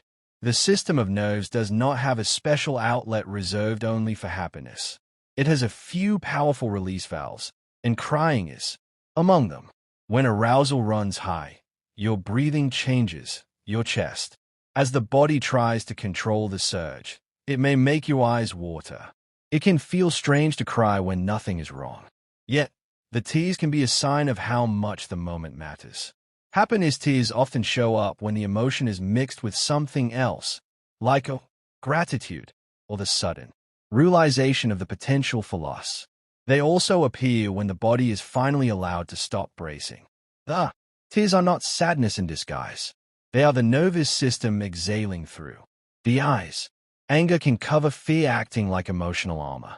Anger can be intense and fresh, making it a pleasing mask. Fear is vulnerable. It admits you could be hurt. Anger makes you feel like you have power and are prepared to fight back. In many people, Anger rises when fear is present, but hard to tolerate.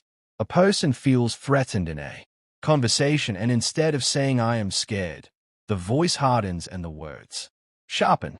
The rage transforms into armor, concealing the tender part beneath. Because of this, some arguments really are about safety rather than winning. The anger is doing a job, trying to keep control when control feels shaky. The trouble is that armor can frighten the very people who could help. Anger pushes others away, which can increase the original fear of being alone, rejected, or powerless. Finding a hidden lever is like learning to recognize the fear that lies beneath anger. When you can name the vulnerability, the need becomes clearer. You can adjust boundaries without becoming a weapon. You can ask for reassurance without shame. Anger often acts as a guard dog. Fear is often the reason it was hired. Jealousy can stem not only from possessiveness but also from uncertainty. A common explanation for jealousy is a desire to own someone, but it frequently begins with not knowing where you stand. Since the brain cannot predict whether a relationship is secure, it begins looking for competitors and threats. A harmless interaction becomes suspicious. It feels like a signal when someone laughs across the room. Not all feelings are about control. It is often about stability. Jealousy is the nervous system saying, "This connection matters and I am not sure it is safe." That uncertainty can come from real patterns, mixed signals, trust that has been broken, old scars that have taught you closeness can disappear. Jealousy also tends to focus attention narrowly, making you collect evidence that supports the fear while ignoring evidence that contradicts it. That is how it can appear to be so convincing. Clarity is frequently required to overcome jealousy. Clear agreements, honest reassurance, and consistent behavior give the brain the predictability it craves. When security increases, jealousy often fades without needing force. It is amazing how many feelings recede when the future is less mysterious. Compassion can be trained like a skill that strengthens. Compassion is not only something you either have or lack. It can grow with practice because the brain changes with repeated attention. When you intentionally observe suffering, including your own, and respond with a wish for relief, you are building a mental habit that becomes easier to access later. Compassion over time can become more automatic, acting more like a reflex of care than a rare quality. Training often begins small. You practice with people you already like, then gradually extend that warmth outward, learning to hold boundaries without losing humanity. Compassion training can also change how you respond to your own mistakes. Instead of harsh self-punishment, you learn to treat errors as moments for correction and care. This is crucial, because how quickly you recover from setbacks is frequently influenced by self-compassion. Compassion does not mean approving of harmful actions. It entails realizing that pain is real and responding with steadiness instead of cruelty. You can be more courageous with practiced compassion because you know you will not abandon yourself or others when things get hard. Empathy has limits and burnout can shrink it. Empathy feels like a window into the inner world of another person. However, if you're exhausted, that window might fog up. Burnout often reduces empathy, not because you became colder, but because your emotional resources are depleted. When the brain is running on empty, it narrows attention to survival tasks. Other people's feelings start to feel like extra weight, and even small requests can trigger irritation or numbness. This can be especially painful for caregivers, teachers, and anyone who usually prides themselves on being supportive. They may notice they are less patient, less moved, less able to listen without feeling overwhelmed. That change can create guilt, which adds an additional layer of strain. The important truth is that empathy is not an infinite reservoir. It is supported by sleep, boundaries, time, and a sense of being cared for. 2. Empathy frequently spontaneously returns when those foundations are refilled. Burnout is not evidence that you lost interest. It is frequently evidence that you were cared for insufficiently or excessively. Kindness can boost mood partly by giving a sense of agency. Kindness can feel good for reasons deeper than being nice. When you help someone, you experience yourself as capable of making a difference, and that sense of agency can brighten mood. It is the opposite of helplessness, which often feeds sadness and anxiety. A small act, holding a door, sending a thoughtful message, offering encouragement, becomes evidence that you can influence the emotional climate around you. Kindness also shifts attention outward, which can interrupt rumination, the endless turning of the mind around its own worries. The nervous system often calms down in that focus on the outside world. There is also a quiet identity effect. Each kind act reinforces a story about who you are, and stories shape emotion. During times of stress, people who think of themselves as helpful tend to feel more stable because they can still choose their behavior even when they cannot control outcomes. Kindness is not a cure, and it should never be used to ignore your own needs. But it is fascinating that something so simple can alter their inner state without the use of magic, but rather through the experience of actively participating in the world. Surprise resets attention, preparing the brain to learn fast. The brain is ready to learn quickly when it is surprised, which resets attention. It is the mental equivalent of a sudden head tone, pulling every resource toward the unexpected. For a moment, the usual autopilot loosens because the brain needs new information right now. That is why a plot twist can make you sit up straighter, and why a sudden change in someone's tone can make you replay the final few seconds. Surprise is not only a feeling, it is a rapid update mechanism.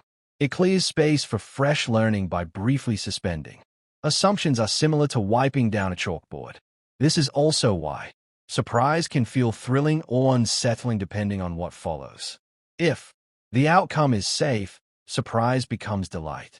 If the outcome is dangerous, surprise turns into fear. Either way, it sharpens you. It makes the present moment louder than the past. When used gently, surprise can even help new habits form because it breaks the old pattern long enough for a new one to slip in. Curiosity feels good because it promises a future reward. Curiosity feels good because it promises a future reward. It is an itch made of questions, and the mind loves the moment it senses an answer might be nearby. That promise creates a warm tension pulling attention forward like a magnet. You can feel it when you hear half a story, see a door slightly open, or notice a detail that does not fit. The brain starts to grow a link between not knowing and knowing. Additionally, the bridge itself brings emotional contentment. Additionally, curiosity alters how effort feels. Tasks that would be tiresome are made motivating when framed as discoveries. You look for longer. You focus more deeply. You tolerate uncertainty because it feels like progress rather than danger. This is why people are drawn to mysteries and why puzzles can feel soothing. Curiosity is the emotion that turns the unknown into an invitation. It does not demand certainty right away. It makes a promise that meaning can be made, and that promise can feel like a tiny light.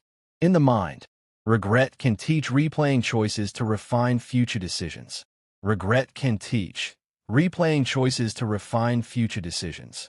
This is the mind's way of returning to a crossroads and studying the path not taken. The replay can be painful, but the brain is trying to learn through it, to update its rules for next time. Regret often highlights values. You regret not what is meaningless to you, but rather what conflicts with who you want to be.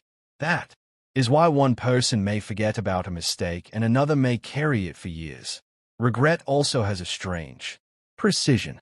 It tends to focus on a single moment, a sentence you said, a chance you ignored, a pause you filled poorly.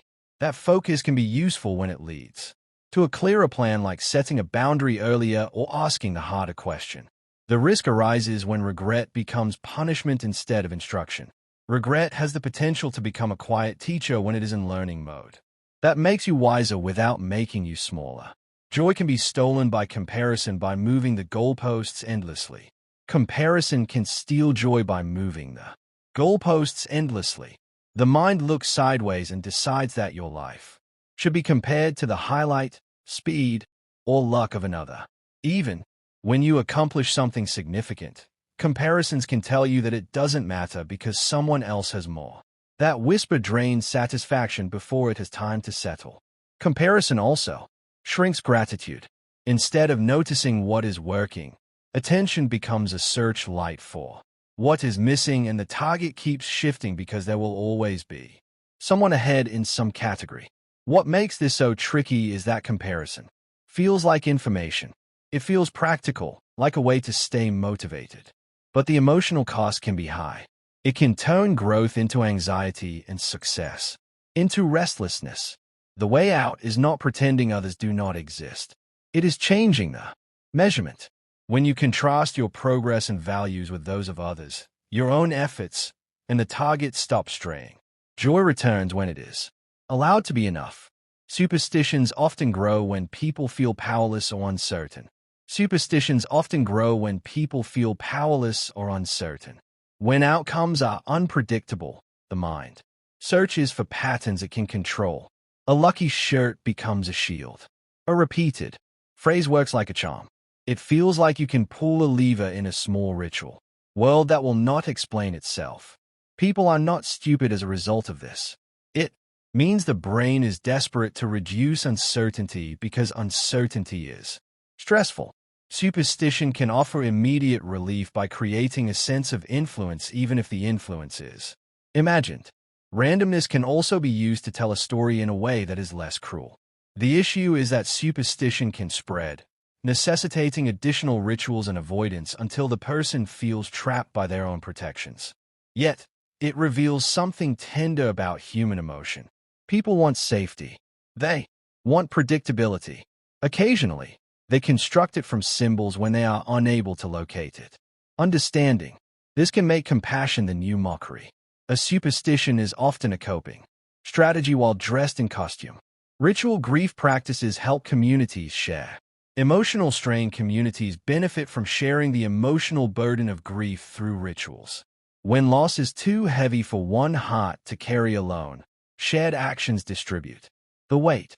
Funerals, memorial meals, candles, songs, and quiet gatherings give sorrow a container so it does not spill everywhere at once.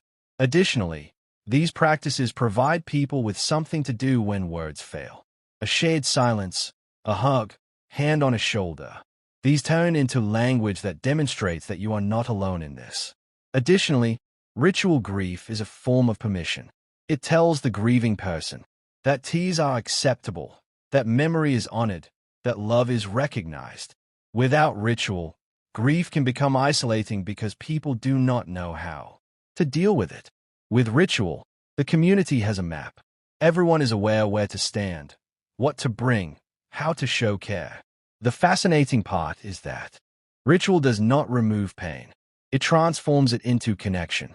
It turns into shared witness from private suffering.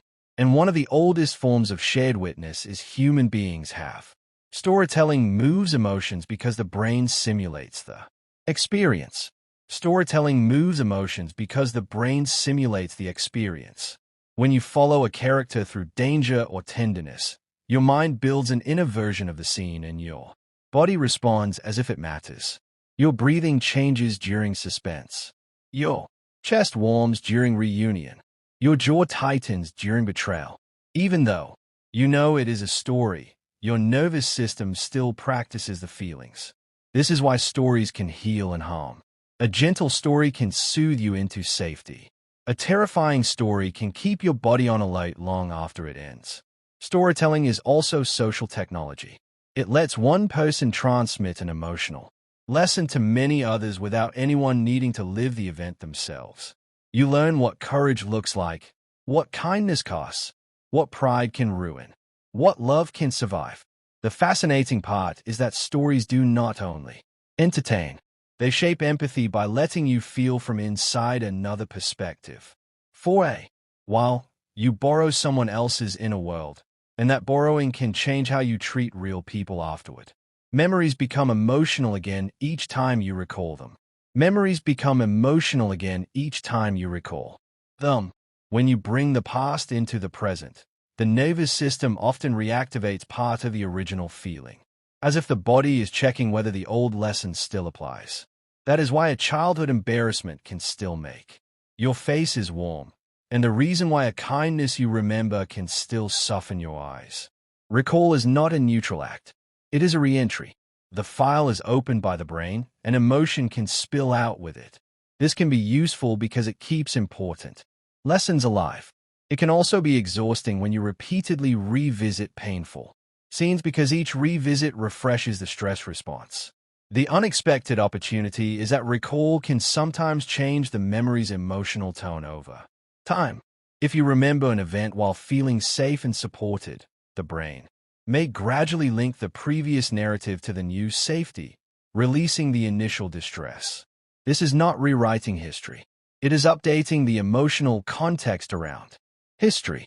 The past stays the past, but your body learns it is not happening right now. Your emotional baseline is partly inherited, but still changeable. Even if you grew up in the same house as a sibling, you may have noticed how differently you each react. Stress can naturally affect some people more.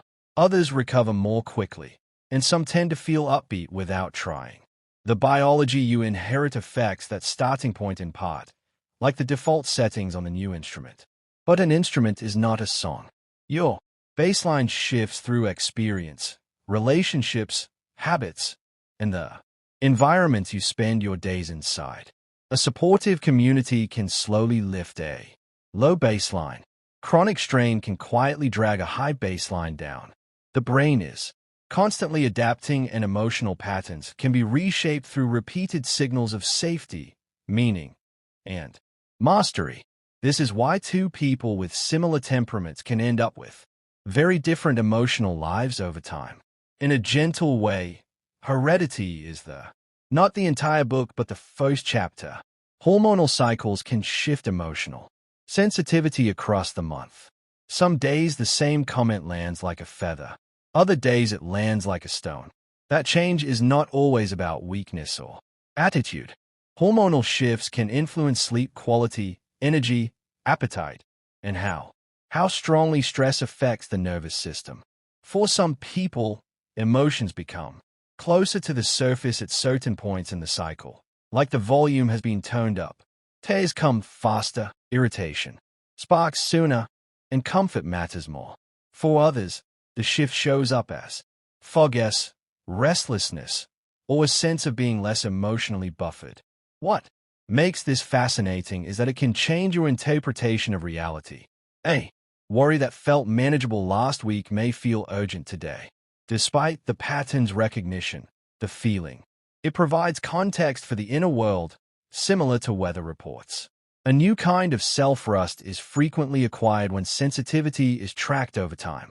You are aware that you are consistent. You are rhythmic. Emotion is amplified during adolescence because control systems develop later. Adolescence can feel like living with a louder emotional stereo. Joy becomes huge, embarrassment becomes. Rejection can feel like the end of the world and be volcanic. This happens partly because the systems that generate intense feelings become highly responsive while the systems that help, slow, plan, and control are still developing. It's like having a substantial engine before the brakes are fully tuned. That mismatch can lead to impulsive choices, passionate creativity, and dramatic shifts in identity, sometimes all in the same week. It can also make teenagers surprising brave because caution can be overcome by strong emotions. What looks like overreaction from the outside can feel like absolute reality from the inside. The fascinating part is that this intensity is not only chaos. It is a developmental stage that enables adolescents to separate themselves from childhood, investigate social environments, and construct personal values. Strong emotion becomes the fuel for becoming someone new. Older people frequently positive feelings are more easily remembered than negative ones. Numerous individuals begin to store the sweetness of life more strongly than the sting. They may still remember hard events, but the emotional highlight reel typically has a warmer tone. A funny moment, a little kindness, a peaceful afternoon can become easier to recall than minor annoyances. This shift is sometimes called a positive effect, which has the potential to alter how older adults select relationships, make decisions, and spend their attention. The brain begins to treat time as more precious so emotional priorities can change. Instead of chasing novelty or status, many people seek meaning, calm, and connection. This does not imply that mature adults disregard issues. It means they may become less interested in feeding bitterness because the cost feels too high. The intriguing part is how this can alter memory itself. When you repeatedly revisit what is good, you strengthen those pathways and the mind becomes more practiced at going back there in a quiet way. Aging can bring emotional wisdom that is built from attention. Trauma can link neutral cues to fear through rapid learning. After a frightening experience, the brain can become a detective who never clocks out. A certain street corner, a harmless smell, and a kind of ringtone. Even a particular time of day can start triggering fear because the nervous system connected that cue with danger. The cue might have been present only once, but the emotional learning can be strong because the body prefers false alarms over missed threats. This is why some people feel a surge of panic in situations that look safe to everyone else. The brain is responding to more than just the present. It is reacting to a pattern it believes predicts harm. What makes this so haunting is that the cue can be subtle, and the person may not consciously know what set them off. The good news is that these links can loosen with healing, safety, and careful retraining. New experiences can teach the nervous system that the cue no longer leads to danger. Recovery frequently resembles the brain gradually revising its predictions in a calm state, moment at a time. Phobias can result from a single vivid event or a series of minor ones. Until you understand how the brain learns to fear, phobias can appear irrational. A powerful connection can sometimes be shaped by a single intense experience, like a snapshot is written to memory. Other times, fear grows from repeated smaller moments, each adding a drop to the same bucket. A child who is startled by a barking dog once may later feel their body tense near any dog. Another child may experience fear after numerous uncomfortable interactions, even if none were dramatic. The fear becomes a protective rule, and the nervous system follows it automatically. What makes phobias fascinating is how specific they can be. The brain can make an alarm about a single thing, situation, or feeling before spreading it to other things. Avoidance then strengthens the fear because the person never gets the chance to collect new evidence of safety. Yet, phobias can also weaken through careful exposure and support because the brain is capable of learning safety. 2. A phobia is not a character flaw. Fear learning is what made it so good at its job. Emotions guide moral choices faster than deliberate reasoning. When you witness unfairness or cruelty, you often feel something before you can explain it. That first surge is not just decoration. It can be the engine of moral action. Compassion, rage, and disgust are all emotions that can quickly label a situation as acceptable or unacceptable, pushing you toward helping, protesting, or withdrawing.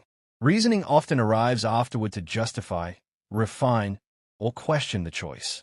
This is why people can argue logically yet still disagree sharply. They may share facts, but carry different emotional alarms and priorities. Moral emotions also aid in group cohesion. A shared sense of outrage can unite strangers. Generosity can be sparked by a shared tenderness. The fascinating aspect is that emotions can make morality appear to be obverse, which can be advantageous and risky at the same time. Helpful, because it motivates protection of others. Risky because quick moral feelings can be hijacked by misinformation or prejudice. The skill is learning to listen to the emotion as a signal of values. Next, invite reasoning to check the map. Because of the signals of attachment, love can be calming. Safety. Love is not only excitement and romance. It can feel like the nervous system is finally giving way at its deepest level. When someone is reliably there for you, your brain begins to treat their presence as a cue that danger is lower. Breathing slows, muscles release, even silence feels easier. This is attachment, the bond that turns another person into a source of regulation. This is why a steady hand from a partner or parent's presence can calm you. How to calm a child and how thinking of a trusted person can lessen anxiety. The The fascinating thing about this calm is that it develops over time through consistency, not by making grand gestures. The body learns safety from repeated proof. Love can also be calming because it makes it seem like the future is less uncertain. If you believe you will not face hardship alone, your mind does not need to stay on constant alert. Healthy love becomes a refuge not by removing life's storms, but by changing how alone you feel inside them. Every emotion is information, but not every emotion is a verdict. Feelings arrive with urgency, as if they are always telling the whole truth. Anger insists someone is wrong. Anxiety insists something bad is coming. Shame insists you should disappear. But an emotion is a message, not a court ruling. It contains information about needs, boundaries, memories, and predictions. And it deserves attention. Yet, it can also be distorted by fatigue, old wounds, hunger, or misread cues.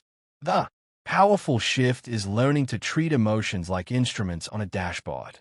A warning sign is important, but it does not tell you exactly what the problem is without investigation.